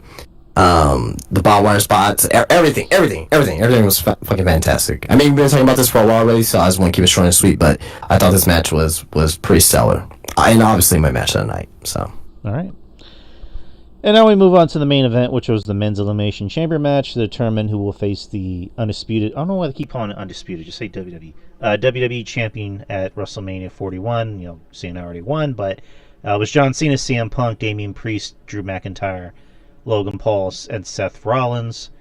Yeah, again, it was a fun match. I thought the women's was better. This was good. This was still good too. Logan Paul. You know, again, is he a shitty person in real life? Probably, but damn good wrestler. He gets the little things. He gets body language. He gets ring psychology. So if you hate Logan Paul as a person, I get it, but you can't deny the fact that the dude knows how to fucking have a match. That he knows how to wrestle. So that's number one. CM Punk, finally let his hair down. And there was a funny spot in his pod with his light where was it Drew and Seth were wrestling near his pod, and Drew's like hitting Seth, or I think was it Drew or no, Seth was hitting Drew in the pod, and it knocked down his light, and the fans were getting a light over, which I thought was funny. Cena was Cena. Cena just, I don't know, very white. Not as tan as he used to be for obvious reasons, because he doesn't wrestle as much as he used to be, but very white. Very white Cena. And Drew was Drew. Drew was fine. Seth dressing like Ivan Ooze from the Power Rangers movie, because why the fuck not? And Damian, I thought Damian was kind of the odd man out. I thought he was just there to be a body. But overall, I thought this was still a very enjoyable match. Came down to Cena and Punk, and they had a nice little exchange where Cena told Punk, "I missed you," and Punk said, "I missed you too." And of course, it ended like we all said it ended. Punk, not Punk, Rollins did his curb stop to Punk, and Cena took advantage of it. Yelling, "I'm sorry," and that was the end of the match. But what'd you guys think? and Rollins also saying, "Die, die." But which I kind of figured there was gonna be a fuck was it a fuck finish, because the chamber door was still open. I'm like, fucking Rollins is gonna get involved, and he did. But what'd you guys think about the match? Guess I'll go first. I enjoyed the match. This chamber match, I'll put it just like a step below the women's chamber match, but still, I enjoyed this match. Just the back and forth with everyone involved. Logan Paul, you can hate him as a person, like Drew mentioned earlier, but the fact that he knows how to get people under their skin, and came out with the American flag. That was hilarious, and like he's a good heel. Like down the line, when he develops more layers to his character, he'll be fine. But in this match, again, dude can wrestle. Hate him, hate him or not, dude can wrestle. And if he keeps doing this full time, he definitely has a future for sure. Priest, yeah, another body. I mean, it's Damian Priest. Like, pretty big fan of Damian Priest, but I felt he was just there. McIntyre, like, I really thought he was going to be in there a little longer, but since the star power you had for this match was just like so like immense, some people were, Drew had to been taken out because You know, you got Logan there, you got Cena, you got Punk, you got Rollins, and they're trying to build up Damien, so it just makes sense that they got McIntyre out of there. Um, and it sets up his program with with Damien, Damien Priest. So there's that, and then there was still magic. We're gonna get one more match with Cena and Punk because those two were wrestling for a few minutes in the chamber, and we got a little older. You got gray hairs. One has one's both middle age. One is missing his hair, but they still went and did that thing in there for a few minutes, and then Seth, instead of him taking Cena out, hitting him, to get one step closer, to win and to main event Mania. Nope, that the hate was so strong, and he was trying to get Punk, so that played into the story, and then Cena taking advantage, with the curb stomp after he got eliminated by Punk. Yeah, just all the moving parts towards the end just went to high gear, and the chamber did his job. It did his job. It served its purpose. A lot of great sequences. Yeah, it's Seth, yelling at Punk while he's in Cena's submission to die, die, die. Kind of reminded me of Face Off, movie Face Off. There, got a huge laugh at that, and yeah, Cena, taking advantage. I'm sorry, I'm sorry, I'm sorry. That played into later. Um, yeah, just I enjoyed this chamber match. Cena wins, of course. I thought Punk was gonna win this, but of course, you know, we can get things wrong, right? But yeah, I enjoyed this match. Um, I was into it, but not as much as the women's, for obvious reasons. But both chamber matches were good. I enjoy both chamber matches. All right, and Justin. Ruben said everything I was gonna say exactly, so I have nothing to add. All right. I promise I'm not a mind reader. Yeah, no, I agree. I agree with them wholeheartedly. Or are you? I mean, I don't know. Maybe I got powers. I don't know. All right. A little bit. I mean, you don't call you Ruben Prime just because it's a catchy name. Yeah. But Yeah. all right. Yeah, man.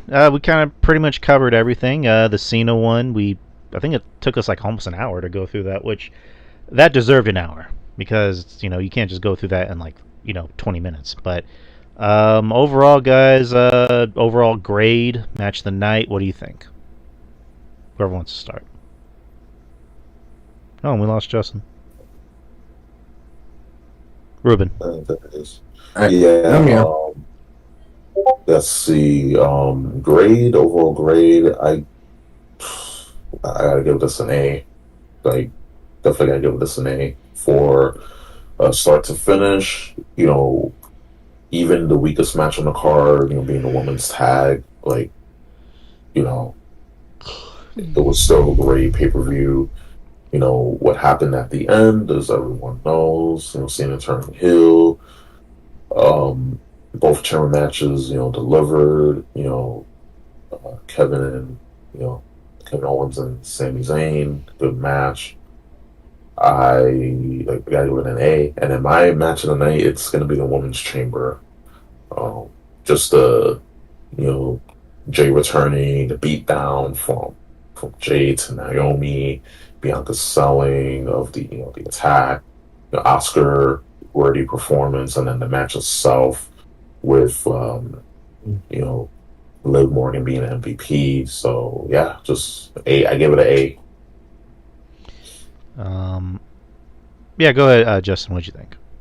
9 out of 10 show. 9 out of 10. Best match was Kevin Owens and Sami Zayn. Like I said, that's my match of the year so far. Yeah, just everything that happened in the show, including John Cena turning heel, like Like it was just monumental. Like the praise that this show got, the praise that angle got, even from like pro diehard AEW fans was praising the angle. That tells you something there. People like AEW talent was liking this on social media. Like for example, like Will Ospreay. Well, Will Ospreay liked the video of John Cena turning heel. So that just tells you how big this was and how people really gravitate towards this very positively. So 9 out of 10 show. One of the best WWE shows in the last 10 years, and it's probably gonna go down as one of the best WWE shows of all time. Agreed. I'll give it an A. It was a very good show. Even like my least favorite match of the night, which was the tag match, I still didn't think that was a bad match. I just thought it could have been paced better. But yeah, match of the night, the women's elimination chamber match. I just thought that was amazing, from beginning, middle, end. And just the Cena turn, I thought, damn near perfect show, if any. And this, like Justin said perfectly at the beginning of the show, this is probably going to go down as pay-per-view of the year if anything else comes up. If Mania ends up being a great show, then maybe. But so far, this is my pay-per-view of the year. Liv Morgan is so far my female wrestler of the year, and without question, until anything can come to top it, Cena turning heel is going to be, whether you want to call it the moment of the year or the shocking moment of the year. That is nothing's gonna top that. I don't see anything topping that. That's one you can say as, legitimately, you can say as one of the top 5 moments in wrestling. Period. Yeah. If something tops this year, then damn man, 2025 is gonna be a hell of a year for wrestling. All right, yeah, you said it better than me. But that was Elimination Chamber, people. What'd you guys think? But so let's go to the fallout from Raw. CM Punk opened the show pissed off, if you can imagine that. Yeah. A pissed off Punk is a good Punk, because he's bound to cut some pretty good promos. He opens the show pretty much just saying, I'm bound to get us kicked off of Netflix for what I'm about to say. Consider this a town hall meeting. Like, who do I talk about first? And then you just see Pat McAfee, The Rock. Let's talk about The Rock. And, he talks about The Rock, calls him a bald fraud, and says that he pretends to care about this industry when he's barely even here. And then he points out John Cena, calling him a bald fraud, and that, for 20 years he'd preached hustle, loyalty, and respect, and threw that all away for The Rock's bullshit. And you threw away everything. You threw away the kids. You threw away the fans. And for what? We can't see you, but we can finally see through you.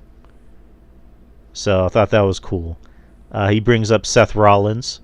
He tells Becky Lynch, come get your man, because if you don't, he's going to be in a wheelchair. And then Seth Rollins comes out, and Punk doesn't waste time. He runs up to the ramp. And you can see Seth, still doing a little bit of his bit. And then he sees Punk coming up, and then he puts away his glasses. And they just brawl throughout the whole arena. And anyone that has Netflix, anyone that has a VPN, it's worth the money, trust me. If you switch the server to UK or Canada, you don't get commercials. So you can see everything that's happening in between the commercials. In between the commercials, the brawl is still happening. And it was a damn good brawl. And it happened even later on the show, when I think it was it Kathy Kelly that's trying to talk to Seth, and then Seth sees Punk and just runs after him, and then they still continue to brawl. Later on the night, Seth is yelling at Adam Pearce, it's either him or me. And Adam Pearce makes the match for next week at Madison Square Garden for Raw, which is going to be CM Punk versus Seth Rollins in a steel cage match. So yeah, we have that. Roman Reigns gonna get involved. Oh yeah, he's it's gonna happen. But go ahead. Yeah. This segment was red hot. Like, I enjoyed that. Just this last couple of days, it's been just viral moment after viral moment. I've went back and watched, the Cena heel turn, and also watching back the Punk promo. and it's just the way that he came out, like when he pulled up, you know, and in the back, in his vehicle, just just walked through, through the backstage, through Gorilla, came out. He gave high fives to a few fans, but he didn't do the clobbering time. He didn't do none of that. He just went straight to the announce desk, got up. He got a microphone, and he just went into business. I like that. Like, he was pissed. Like, you're not gonna do the usual shtick after you get screwed like that out of a chance to go to Mania main event. So that was fire. And then, he mentioned Dwayne calling him a ball fraud. That was that was funny. No offense taken, because I do rock the baldy. No offense taken. But you're not a fraud, so you're good. Okay, thank you. I appreciate that. And yeah, he called out The Rock when he does the goosebump bit. When he's feeling the mana. He's like, yo, that's bullshit. Like, that was just like, watching it live. I was like, he's gonna get them canceled, or like off of Netflix for real. Like, he kind of, when he said bullshit the first time, I was like, oh shit, he went there, and then did it again with Cena. Oh, like you falling for your bullshit. Like, I was like, damn, like, Raw on Netflix, getting our money's worth. So I, went, told Seth Rollins, like, yo, Becky, get your mans. Like that. I wanted him to talk shit about Seth more, but Seth came out. But that brawl was just awesome. And yeah, I gotta get a VPN, because watching these commercials just insufferable. I gotta get me a VPN, because get Nord. Nord is pretty good. Yeah, I might do that. But yeah, just the brawl was just like, damn. And then again, when they Seth was in the back,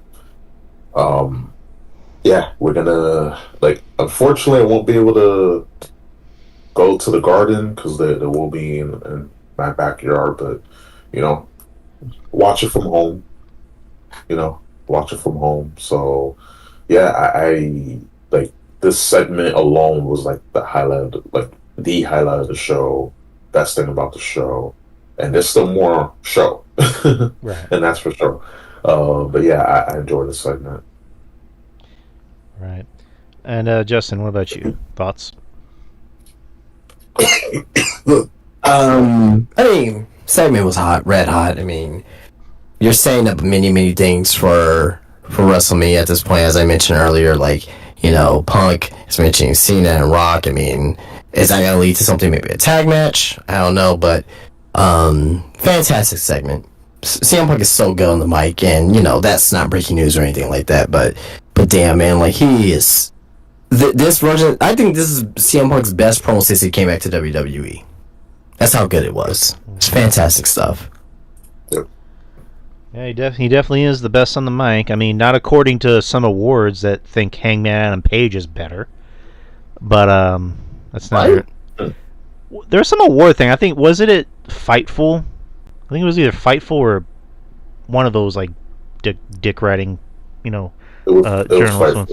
Yeah, they ranked Hangman Adam Page as the best promo talker over CM Punk.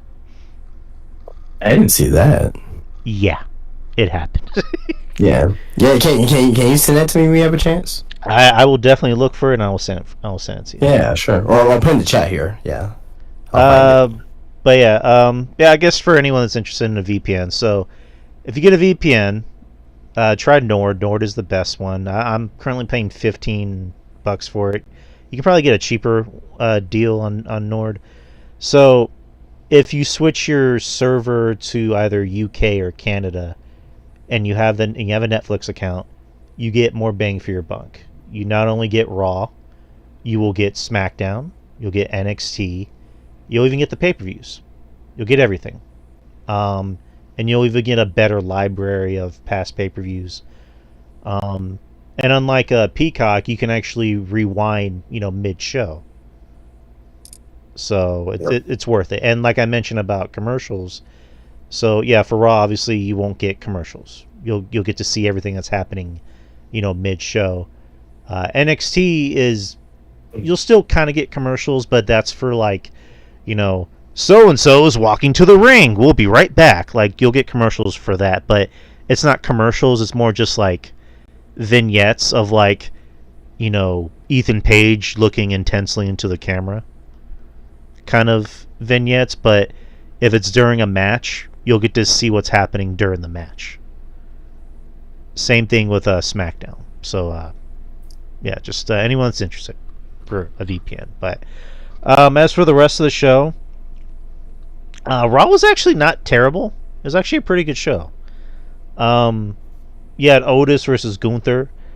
Otis, he had a surprisingly very good squash match with Tozawa last week. And he had a very good match with Otis this week. He had a funny burn on Otis where he's like, every morning when I wake up and I look in the mirror, I see my championship belt. You can't even find a belt that can fit your body. Otis is gonna like, he's so over. He's gonna get a singles run one of these days. I hope. Oh yeah. Like with a championship. I hope. Yeah. But yeah, Gunther's just so good at talking shit. Like it's just the little things. Like he doesn't have to be over the top. Like he just has this dry wit about him that just works. And yeah, him and Otis had a good match, except for the powerbomb spot. I thought was a little, but it was expected. Overall, it was a good match. And of course, Jey Uso gets involved, and so overall with this build-up, how are you guys feeling about this match so far? With this build-up going into Mania. I'm liking it. I think this is gonna be as good as anything else on the card. I think they are building Gunther up to be this unstoppable killer, right? As he should, right? And they're building up Jay to be the underdog babyface, as he should as well. And I think they're going to put on a very good program, very good match at WrestleMania. I like to hope so, at least. And yeah, I mean, but so far I'm liking it. It's not like right. Fucking fantastic or anything, but this is good. I think Gunther is the one. He's really putting in the work. Not to say that Jay's doing a bad job. It's just I need to see a little bit more fire out of him. Like it just seems like the past 2 weeks he's been cutting the same promo, and that's I'm not supposed to be here. No one wanted me here. I'm like, okay, like move it along. Like I kind of would like to see Jimmy get involved in some point to really kind of like make Gunther just seem like that dastardly, piece of shit heel.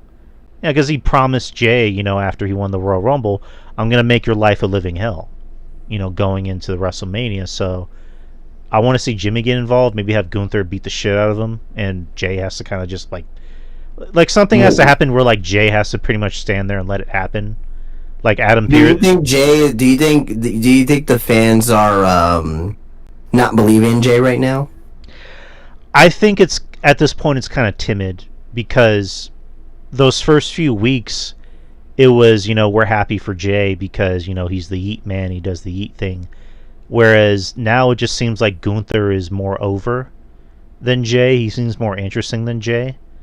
I don't see that whatsoever. Not saying that Gunther's out big for you, but not to the casual audience, no. Okay.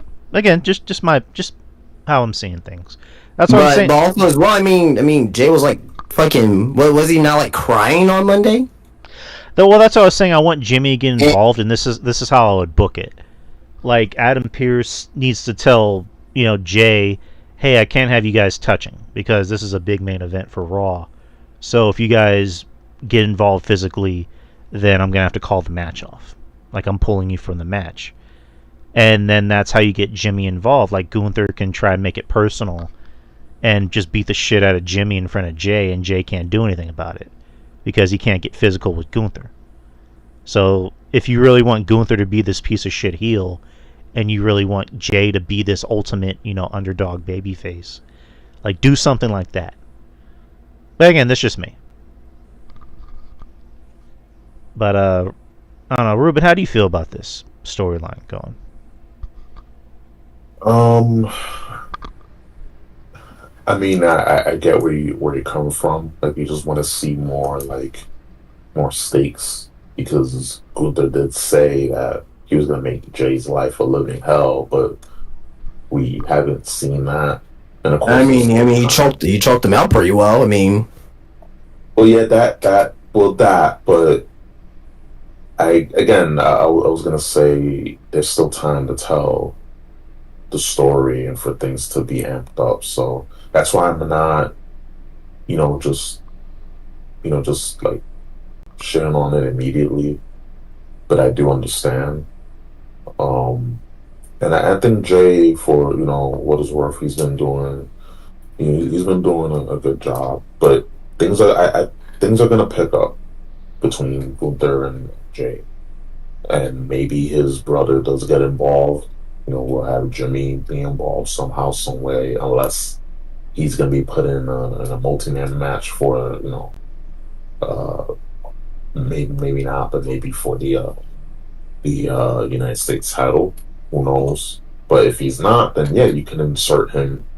You can insert him, into the storyline with Jay and Gunther, and have Gunther take him out.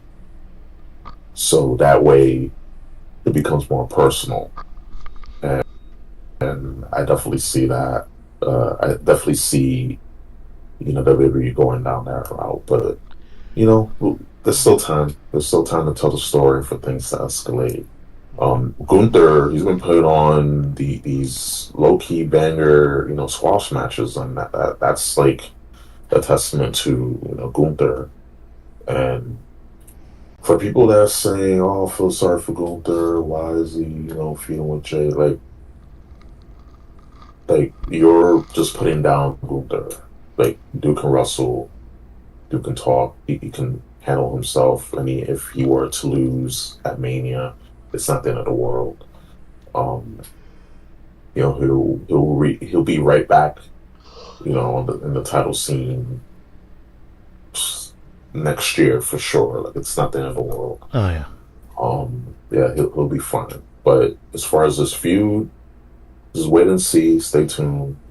Um, Otis, just to segue with Otis, I definitely see him getting like a IC title run, sometime this year. It doesn't have to be a 6 month or a year long title reign. Just a month or two. Um, he's been, he's over. He's been, being a good soldier. So I definitely see that for him. But yeah, um, I'm enjoying the feud with Gunther and Jay. I'm enjoying the feud. All right. For the rest of the card, let's kind of skim through it until the main event because we're running over time. Women's Intercontinental Championship, you had Lyra Valkyria versus Ivy Nile. Again, not a terrible match, decent match. But yeah, that it happened. I thought there was an interesting story in it where Ivy was working on Lyra's leg, and for a second it looked like she was going to win it, but she didn't. So there we go. But not a terrible match. Adam Ludwig Kaiser promo.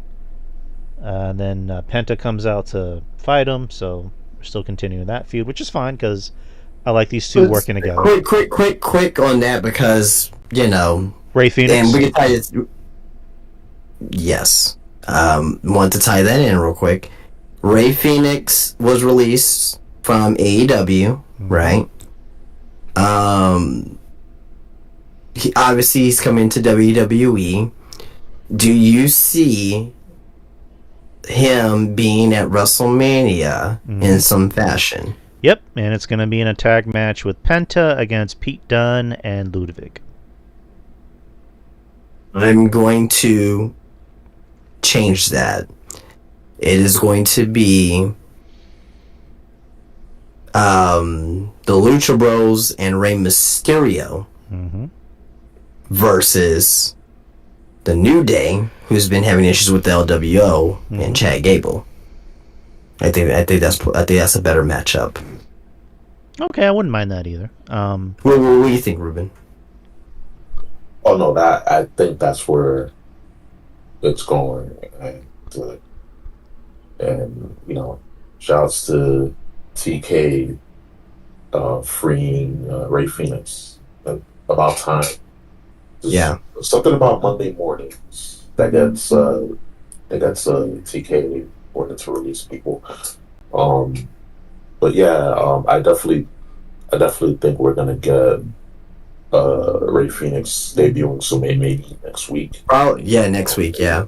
Yeah. Hey, Madison Square Garden too. Oh. Like, who would have thought that we will see the Lucha Brothers at WrestleMania?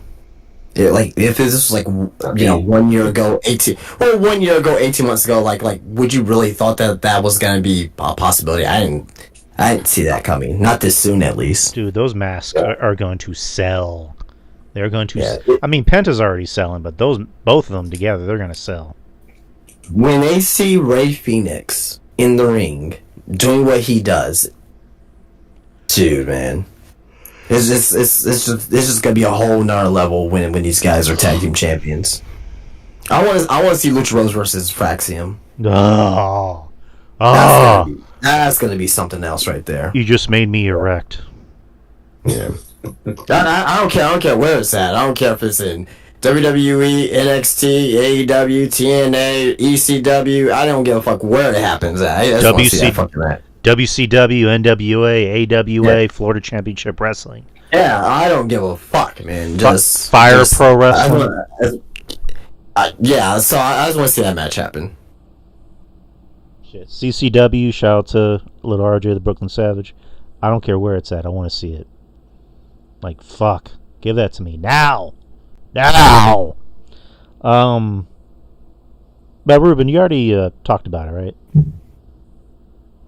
Yeah. I definitely see Ray Phoenix debuting very soon, and that match with Ray and the Lucha Brothers versus the New Day and Chad Gable. Since Chad Gable, it seems like he's going to master the dark arts of lucha.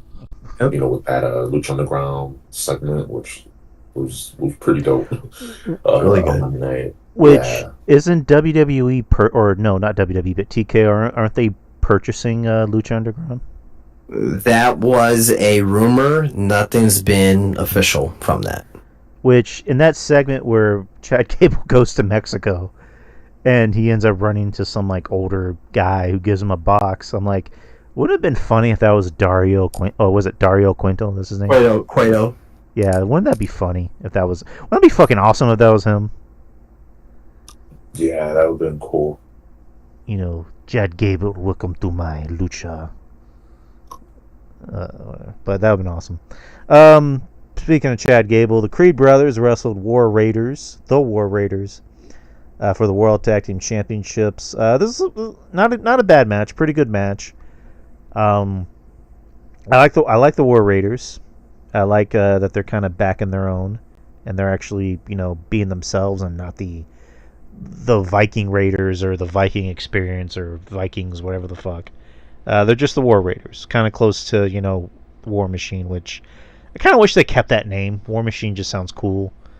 I don't know if maybe WWE just didn't want to run into a problem with like Marvel or someone, but I don't know. Yeah, I mean it's copyright, isn't it? Yeah, true. And there's that story where Ray had to stop doing cosplay because of Marvel, because they were sending cease and desist. So whatever. But this is a good match.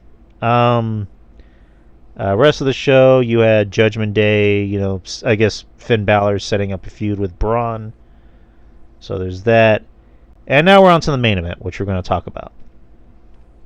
For the Women's World Championship, you had Rhea Ripley versus Io Sky. Bianca Belair sitting ringside.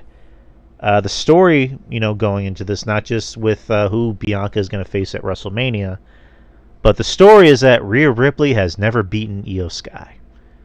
Yes. Io actually... Io's first NXT Women's Championship was against a triple threat match with Rhea and Charlotte at, I believe, In Your House. It was an In Your House takeover pay-per-view or event. Yeah, the very first In Your House event. And then Rhea's last match in NXT was against Io, and Io beat her. So the story being that Rhea's never beaten Io, which set up a very... That's a great story. It's very New Japan. Very New Japan, where they mention that, and like they actually fulfill through with it. So I love stories like this, like ongoing stories that like, that's always there, evergreen stories. Like, I love it. I love it too. I mean, I think it's just a wrestling thing in general, because I can't really think of too many other programs. I'm pretty sure there are, but yeah. A great continuity, wrestling continuity, which has been lost for a while, but I'm glad it's back. Yeah.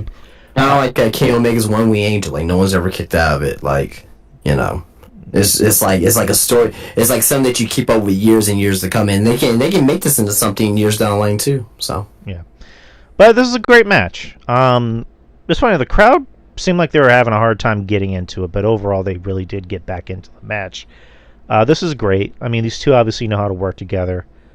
It's funny, Rhea is still 26. She's not even 30 yet. Like, she is still young. And, for as young as she is, she's been in a lot of big shit. She has a Hall of Fame career already. Oh, yeah. Like, I don't even think she's even gotten started yet. And Io's Io. Io's great. She's great at everything. I love Io. I'm glad that they haven't, forgotten about Io or put her in some bullshit angle. They still consider Io a top girl or top woman. I'm sorry. And later in the match, Io's outside of the ring and she's about to get counted out, and Bianca kind of cheers her on, saying, "Come on, Io, get up." And Io gets back in, and then Rhea gets in Bianca's face like, "What are you doing? What are you doing? You're cheering for Io now?" And then Bianca's like, "Get out of my face! Like, what are you doing?" And so they get into a shoving match, which should be a disqualification, but the referee comes out being like, "Nuh-uh, we're not ending the match like that. We're not ending the match on you two shoving each other. So you two need to chill out, basically." Which I'm like, okay, that makes sense. For the love of the title, you don't want this match to end on a bullshit shove. Maybe if they hit each other, that would probably make sense. But on a shove, okay, I can get behind that. And then, Rhea's going for Riptide off the top rope, and she's, looking at Bianca saying, I'll see you at WrestleMania. And then Io reverses it into a Hurricane Rana and goes for her moonsault. 1, 2, 3. So Io is now the new Women's World Champion. So as of right now, it'll be Bianca versus Io at Mania. As of right now. Rhea looked distraught, laying on the floor, saying, I'm so stupid. And she cut a promo, which they ended up putting on their social media, where she said, pretty much in this business, you don't have friends. The only thing that matters is championships. So, kind of looks like Rhea's going to go back to being a heel, or setting the seeds of being a heel, which makes sense because Rhea, I think, works better as a heel. But overall, what do you guys think about the match? Whoever wants to start. Well, first and foremost, Rhea ain't going heel. She's not going heel. That'll be, I think, at this point, a mistake. I think she may get a little bit more of an edge back, but I don't think she's going heel. That promo that she did, I think that was one of her best promos. I think that was probably her best promo that she's ever cut. But I think that this is another great decision from Paul Levesque to do this, because if you notice Bianca's reaction, and I think she went on social media as well, saying that, I was cheering both women, I'm not afraid of, I think she said something along like, hey, I'm not afraid of a Rhea, you know what I mean? Whoever wins, right? But this is something that, like, if they're going to do a one-on-one match between Rhea and Bianca, it has to be more than just, like, a few weeks before WrestleMania. This has to be a 6 month program for them to have a match. Like, this is the biggest match that they can do on the women's roster right now, 1-on-1, which is Rhea and Bianca. Now, although I do think we get a triple threat match still, but I think the best route of business is to have Bianca win the title at WrestleMania and have her be a heel and have Rhea chase. And I think that would be a lot better for both sides of the equation, because that'll be a nice wrinkle for Bianca because she hasn't been heel in a very long time, and it'll be even good for Rhea as well because she's the most over woman in wrestling right now still. So I just think that that's the route that they should go. I think that's the route that's going to make them the most money at the end of the day. And I also think that's going to be, a match at WrestleMania 42, if they do a one-on-one match, that I think that they have a little bit of wheels to get them there, as long as they tell the story correctly. So I think the result of this match is great. Io winning, she deserves to be in the match, and her going as champion doesn't hurt anything either. So hey, I give this a thumbs up all the way around. Yeah, and then Bianca being a heel, I think, is needed because I love Bianca. I adore Bianca. I think she's great. I think she's needed a character change for quite a while because, to me, I think she's gotten a little stale. Especially, working in this, tag team feud with Jade.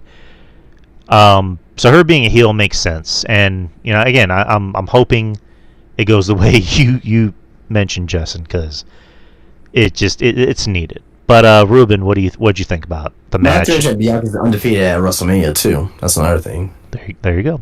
But Ruben, what'd you think about the match and everything that happened afterwards and possibilities? The match, I enjoyed the match. It was a huge shock. I was like, okay, they're gonna have Rhea go over Io, but the fans have spoken that they were very vocal with Io not being in the chamber and getting screwed, but there was a method to the madness, and they put Io over.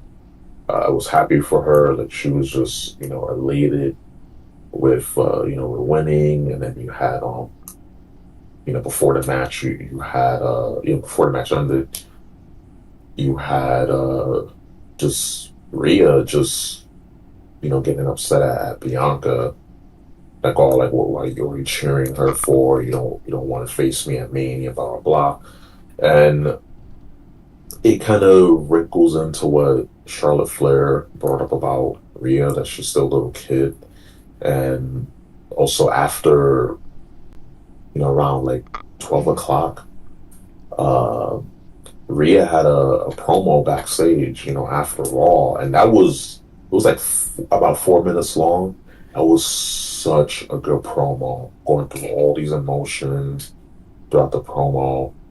She basically, she's admitted that it was her fault. She, beat herself, and she's gonna be at Mania, so we're no need to worry. She'll be fine. She'll be at Mania. But that story that's being told, the fact that Rhea hasn't been Io, Bianca's undefeated streak, and then the wrinkle with her Jade and Bianca, with that story being told, and Io, coming in as champion, and so many just moving parts, and it did seem dumb, with the whole thing with Rhea and Bianca, but they needed to get the title off of Rhea, and she'll be fine. Like, I know all the Rhea Ripley fans and stands that were like upset. Like, she'll be fine. Like, she's 27 years old. She has so many more title reigns. Um, just more story, more matches. We're gonna get a lot more matches, and then the build with Bianca and Rhea down the line. that's what's the end goal here. Because like you mentioned Justin, you can't do this in a couple of weeks. You can't do this build with Rhea and Bianca turning heel. I like the idea, especially with uh what was going on. She was the mastermind, taking out Jade. So again, I don't know how many times I could say this. So many moving parts. Like, I'm excited for the women's division. Congrats to EO. And yeah, we just gotta wait and see how things build up towards Mania. But yeah, like, again, congrats to EO. Uh, Rhea will be fine. And the dastardly heel Bianca will show true colors, soon enough. But yeah, that's pretty much everything. I may be a little bit here, but I'll be back here in a minute. Okay. It may be a little bit of time now, so apologies. Don't worry about it. Okay. Yeah, we're kind of going a little bit over time, so we're going to skip news. Really wasn't a lot of news. AJ Styles was on Chris Van Fleet and announced that he will not be wrestling, past 50, and he'll be turning 48 this year. So AJ more than likely will be retiring in a couple years. It was a good interview. You should check it out if you have time. AJ Styles on Chris Van Fleet. What else? Peacock and WWE might be renewing their deal for the pay-per-views to stream on Peacock. So there's that. And yeah, that's really about it. And we brought up Ray Phoenix. The whole Carmella thing. Carmella was on a podcast and talked about her contract expiring, and hinted that the reason her contract got expired was that WWE ghosted her, and she felt that she was getting punished for being pregnant, which is just like, I don't know. That's kind of something I don't really want to touch, because I'm like, I don't know if I want to get involved in something like that. But I don't know if you have any thoughts on any of those news bits, Ruben.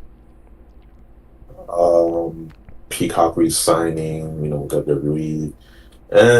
I'm definitely gonna lean towards the VPN route because You should. yeah, because I'm already paying for Netflix, and I think they raised the prices recently. Oh yeah, yeah. Yeah. Mm-hmm. So it's like, yeah, I gotta get the VPN, and then the whole Carmella thing. Like, I didn't hear. I didn't like the podcast wasn't like the full show wasn't released, but like clips came out, and it's just really disingenuous. Like I'm sure like outside the ring, she's nice person. I don't know her well enough to like hate on her or whatever, but I will say that just burning bridges with your former employer is not a good look, regardless how things went. And just the fact that they didn't need her anymore. But yes, so many women in that division that, yeah, like, I'm sorry, like, she's not needed. So it's just not a good look for her. Oh, I was pregnant. Like, you have Becky Lynch who had a kid and she was brought back. And Alexa Bliss, she was out for, a while. And she was brought back, no problem. So it's not that Carmella had a kid, she was out, on maternity leave. It's just that they didn't have nothing for her creatively. And there's so many women, on the main roster and NXT, especially the main roster. There was no room. There's no room. And, it sucks, losing your job, but that's just the nature of the business. You can't, can't be really upset. I mean, you can be upset for losing your job, but it's like, read the room. You can't, just can't be doing that. It's just very unprofessional. Right. Yeah, I mean, again, I don't really have an opinion about it because it's just like, why even talk about it? Yeah. But Justin, you back? No, I guess not. Um, yeah, I mean, again, I don't really have an opinion about it because it's just like, why even talk about it? You know. But Justin, you back? Yeah. No, I guess not. Um, yeah, I mean, again, I don't really have an opinion about it because it's just like, why even talk about it? You know. But Justin, you back? But yeah, NXT happened last night as usual.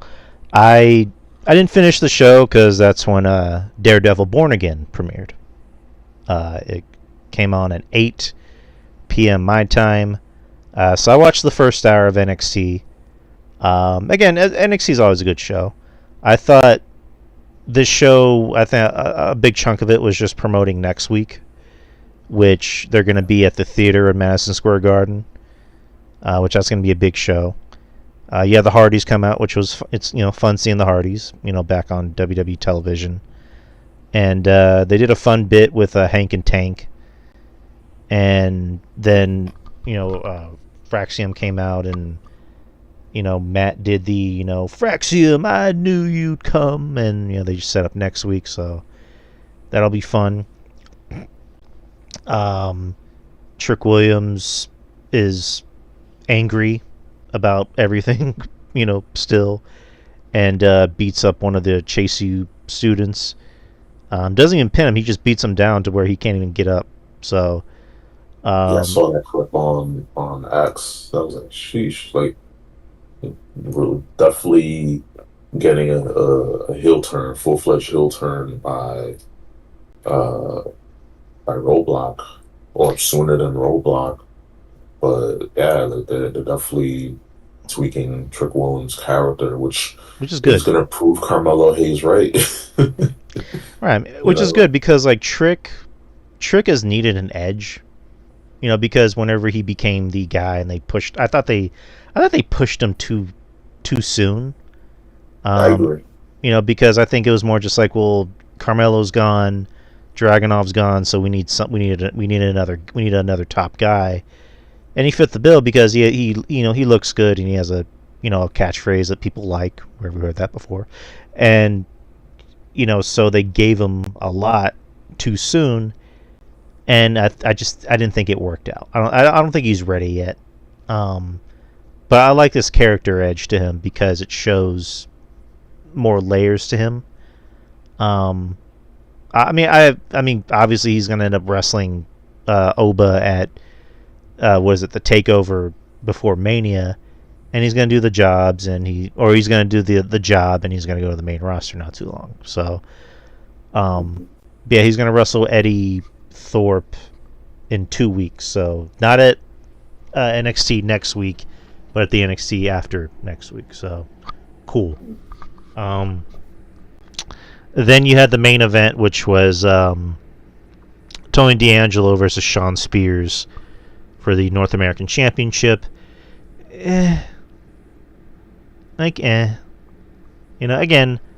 I don't dislike Shawn Spears. Shawn Spears is in NXT for a reason. He's player coach, as Jeff Lippman always puts. He's there for a reason. He's there to teach a lot of the younger generation. Him holding a title, I'm not nuts about. I know RJ posted. RJ's not the biggest fan of him either. I get why. I would have personally preferred if it was Ethan Page in that spot where he wins a title, because I think Ethan Page is doing probably the best work of his career in NXT. Not just from a character standpoint. I mean, definitely from a character standpoint, but also well, I think better character. Yeah, I think he's a much better character than he is a wrestler. And that's not to say he's a bad wrestler, but you take away the character, he's just kind of a bland wrestler. But he is such a good character, and I would have preferred him in this spot over Shawn Spears. Just my opinion. But Shawn Spears is the new North American champion, and it was kind of funny. Like afterwards, Shawn Michaels asked to shake his hand, and then Shawn Spears just refuses. I guess to kind of like, be like, you kick Stan, like I was Yeah, Stan. yeah. Like everyone on X was bringing that up, and I was like, yes, like that throwback, to that backstage segment from, man, that was so long ago, so 2006. long ago. Yeah, damn, it's Yep. almost, it was like 18. Yeah, like, Shit, damn, I was a senior in high school. Uh, but Jesus. Justin, you back yet? Ah, damn, he really was taking a few minutes. I guess we can do NXT Roadblock predictions for next week. Even though it's not a PLE, it's still going to be on television. But yeah, let's do NXT Roadblock predictions. It's going to be next Tuesday, March 11th, at the theater at Madison Square Garden. So, not actually Madison Square Garden, because Raw is going to be at Madison Square Garden, but it's going to be the theater at Madison Square Garden. Let me ask you, since you're from New York, how many sections of Madison Square Garden are there exactly? Well, MSG has, of course, the building by the same name. Then they have a few, because I, frequent around that area a lot. But I know it's those two. I believe there's a third one. Don't quote me. Let me do the Googles. But I've been to the Garden to watch the New Japan show, the Harwich New Japan show. I've never been to the theater, but that's where they usually, like, I know NXT did that ECW like tribute show there, which I heard that was great. But yeah, I think it's just two or three buildings. I gotta check. But the smaller venue where NXT is doing that's more intimate. It's more intimate setting. The Garden, the Garden's huge, but the Garden, like, this is a brand new MSG. The older one, I remember, like back in the day, was like much different. So they like redid the building, kind of like the Nassau Coliseum. The Nassau Coliseum out here in Long Island, same thing. Like they remember that building before they built a new one. So um, yeah, it's just so much history with with the Garden. It's just rich in history. Like, it's basically WWE's home away from home. Right. Yeah, it's been a while since they've done a Madison Square Garden. I mean, they've done events lately, like live events, but like as far as like a televised, show or even a pay-per-view, they haven't been in Madison Square Garden in a while. Yeah. And it's like, for the longest time, WWE was synonymous with Madison Square Garden, and they just were like, yeah, we're not gonna do shows for a while. And I'm like, oh, that's kind of a bummer. I like Madison Square Garden shows, but but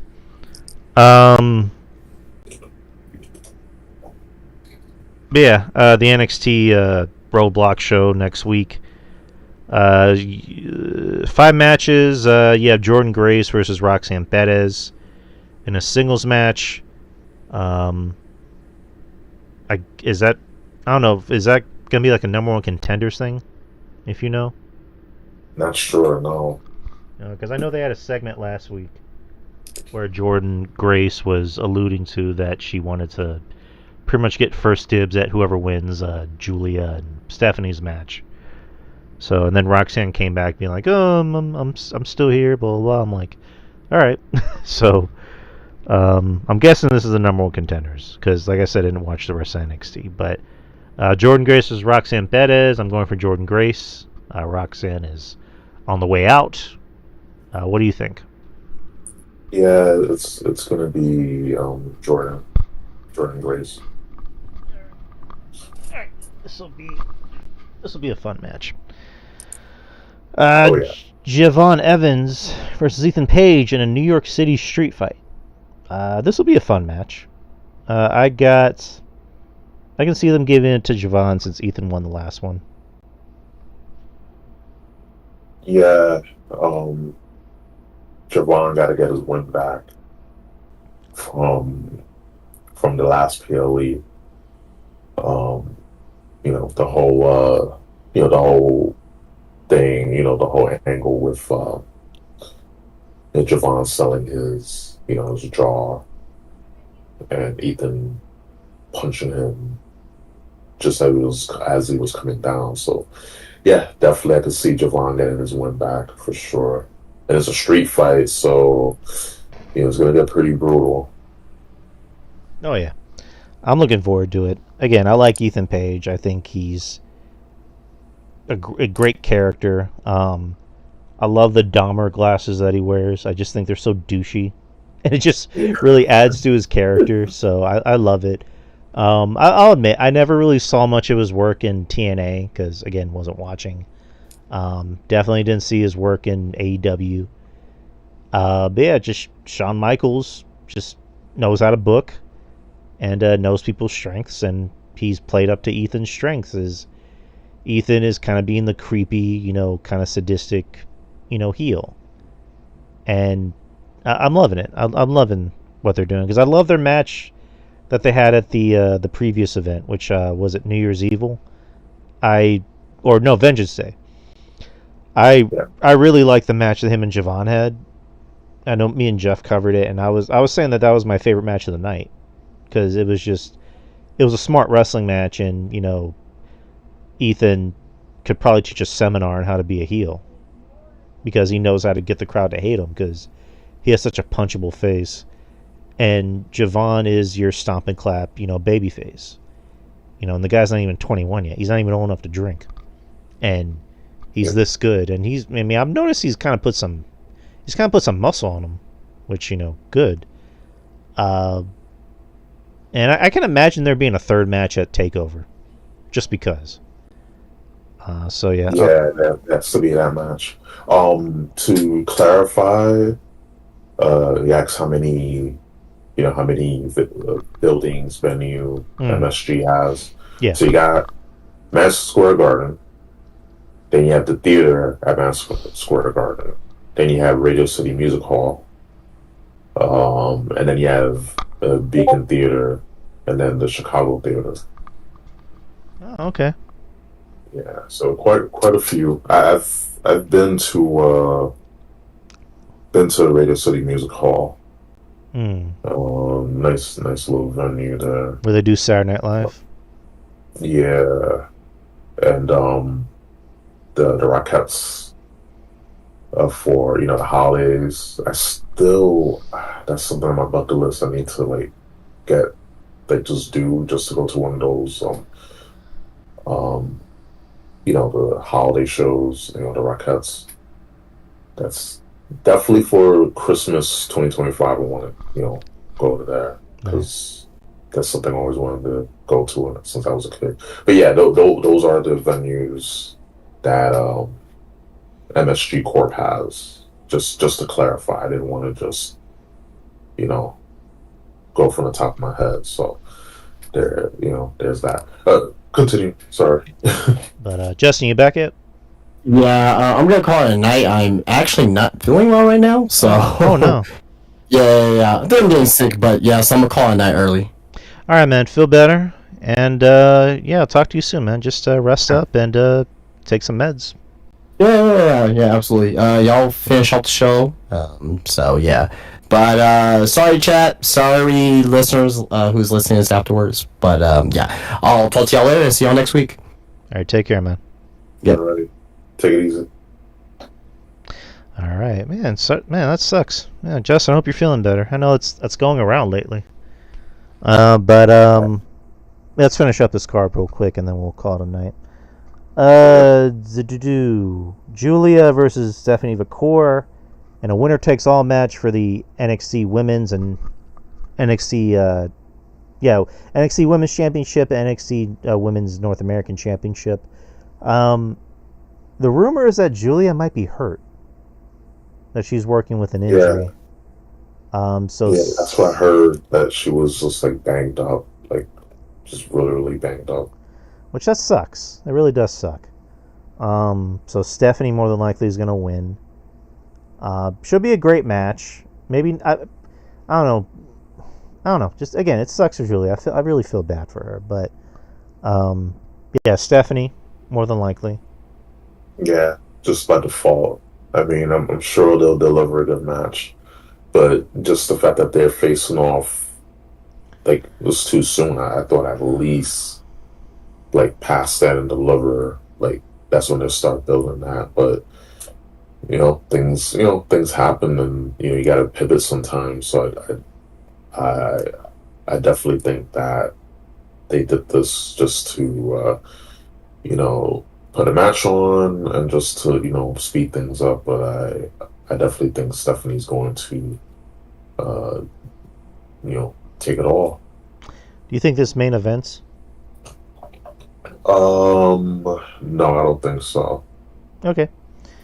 Next is a tag team match for the TNA World Tag Team Championships. You have the Hardy Boys versus Fraxium, who are the NXT Tag Team Champions. Yeah, the Hardys are going to win. I don't think they're going to put the TNA tag titles on Fraxium. But yeah, again, this should be a good match. I don't know if I would call it a great match. I love the Hardys. Again, Father Time is undefeated. Even though, granted, a few weeks ago they looked great out there against No Quarter Catch Crew. But this should still be a very, very good match. What do you think? Yeah, the Hardys are going to win. But what do you think? Yeah, I definitely see the Hardys going over with this match. But yeah, like you mentioned, Father Time, it's you know, it's definitely undefeated, and it's going to be a hell of a match for sure. I, you know, Nathan Frazier, Axiom, like low key best tag team, like legit tag I mean, team. not even low key. They're probably Yeah, they're the best tag team yeah, like now. yeah. Like people are starting to say their name, as they say, because before it was like, oh, just the curb, and now like people are starting to realize how good they are, and seeing their matches and like holy shit, they put on some good bangers. Mm-hmm. Um, They're what people think the Young Bucks are. yeah, yeah, yeah. That's correct for sure. Mm-hmm. Um, and yet actually over people like them, and it's just not you know video game wrestling. But besides all that, not about bashing the Young Bucks because anyone can do that. Oh no, I'll bash the Young Bucks. Fuck Um, them. No, just because but like I say that mainly because like with Fraxium, they know how to adapt. Whether they're yeah, wrestling against guys bigger than them or smaller than them or their size, they know how to adapt. Whereas the Young Bucks, it's always like you have to work our style, regardless. Unless it was against the the Briscoe brothers in that match that they had right before unfortunately Jay passed away. yeah, That was a case of like you better work our fucking style because we'll beat the fuck out of you in this ring. The right. Briscoes telling the Young Bucks, but I digress. But so you got the Hardys winning this or Fraxium? Yeah, I got the Hardys winning. I it's just I just can't see I just can't see Faction winning the TNA World Tag Team titles. It's just too soon.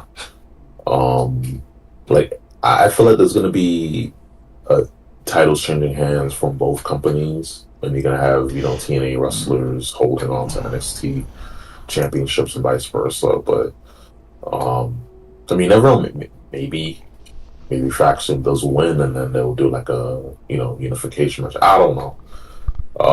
Right. Anything can happen, but I think for now we're gonna have Faction just go over. The Hardys putting over. A very popular and over tag team. So yeah. Right. And then lastly, you have a singles match for the NXT Championship. You have Obafemi, who's the NXT Champion, versus the TNA X Division Champion, Moose. This is interesting.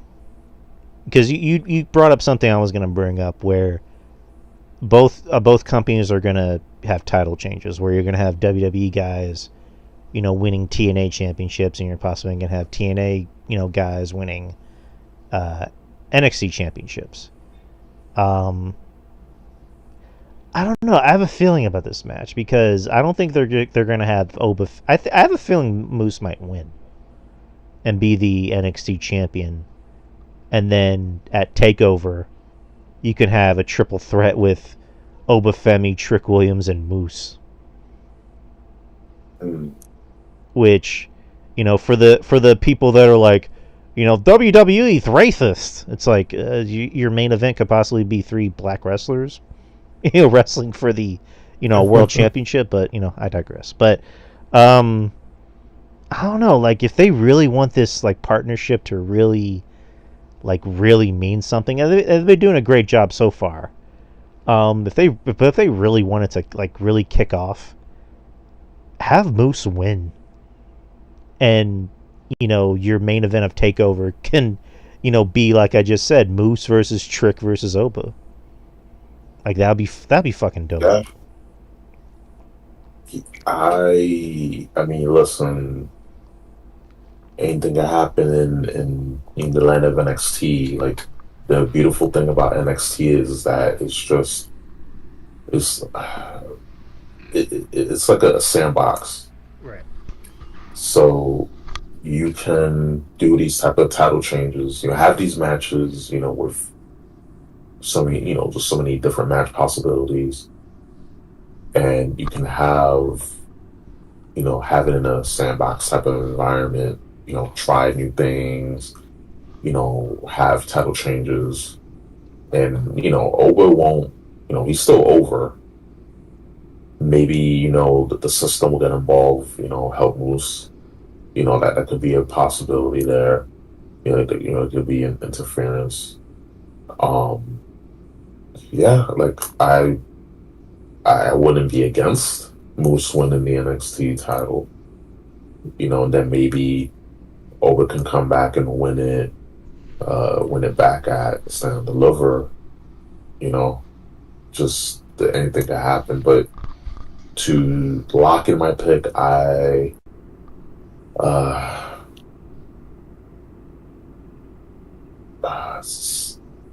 gonna go with Oba just because. All right. They could go with Moose winning, but I don't know. Maybe I think at Stand and Deliver we're gonna get a title change. All right. I think at Stand and Deliver we're gonna get a title change. At right now, no, because usually with NXT you'll have like one title change, and technically it'll be, like you have one title change. Right. And then the other title matches, is usually, some retained. So, yeah, that's unless we're all wrong, and I don't mind being wrong, and just all the title change hands. I mean, I wouldn't be against that. That would be a nice shake-up. But, yeah, I definitely think Oba's going over. All right. But that's a Roadblock next week. And that's the show, people. We went over 2.5 hours. It was expected. We had a lot to talk about. Yeah, we're done for the night, people.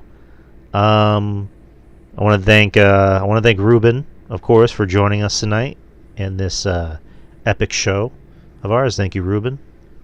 Of course, anytime. And the newest episode of Culture Attack, because we're back, people. We came back last week. And when will that drop, Ruben? I'm gonna try to get it. I was trying to get it uploaded this past weekend, but with pay-per-view and right. Other stuff got in the way. But definitely, we'll try and get it up by Saturday. Right. Lord willing. Yeah, Saturday. But look for that to drop, people. We had a lot to talk about. We talked about Daredevil Born Again. We talked about Captain America. We had some wrestling talks, of course, and this was the night before Elimination Chamber. So yeah, look for that to drop, people. We're back. Culture Attack is back. And again, shout to Justin, who had to leave early. Wasn't feeling well. Justin, if you're listening, I hope you're feeling well. And thank you, as always, for making the show work the way it does. And shout out to Spinebuster Tees, Justin's shop that he runs here in San Antonio. If you live in San Antonio and you're a wrestling fan, come on down to Spinebuster Tees. It's at the Wonderland Mall of America. And it has everything you need. It has T-shirts that Justin made himself. It has Funko Pops. It has action figures, magazines. He sells DVDs as well. I believe he sells VHSs, if I'm not mistaken. And look for him. Look for him. He has everything you need and want. If you can't make the trip, he has a website. So, SpinebusterTees.com. Look for that to drop. For me, DY Experience at Twitter X, Instagram, DY Experience, or just type in Drew Yari. I'm not hard to find. The podcast you can find anywhere on where pretty much podcasts are distributed, like Spotify, Spreaker, iTunes. There's a YouTube page, a YouTube channel, which we want to get those subscribers up. So subscribe, follow, or not follow, but subscribe, like, and leave a comment. And like I mentioned, we are live every Wednesday at 9, usually around 9, like a few minutes after 9. Not exactly at 9, but a few minutes after 9. And we're live every week on YouTube every Wednesday, so look for that. And then every now and then, if there's a NXT PLE, usually it's just me and Jeff Littman that'll cover it, so we'll let you know when that's happening. And yeah, that's about it, people. Shout out to everybody. Shout out to Mish, who gave us this platform to do this show every week, so thank you, Mish. And shout out to all of our friends. So support them and their podcast ventures as well. And yeah, that's about it, people. We are done. We are done for the night. It is close to midnight here in San Antonio. It's already past midnight where Ruben's at in New York. So, Yeah. so shout out to everybody. We are done. We'll see you next week, and peace out. Peace.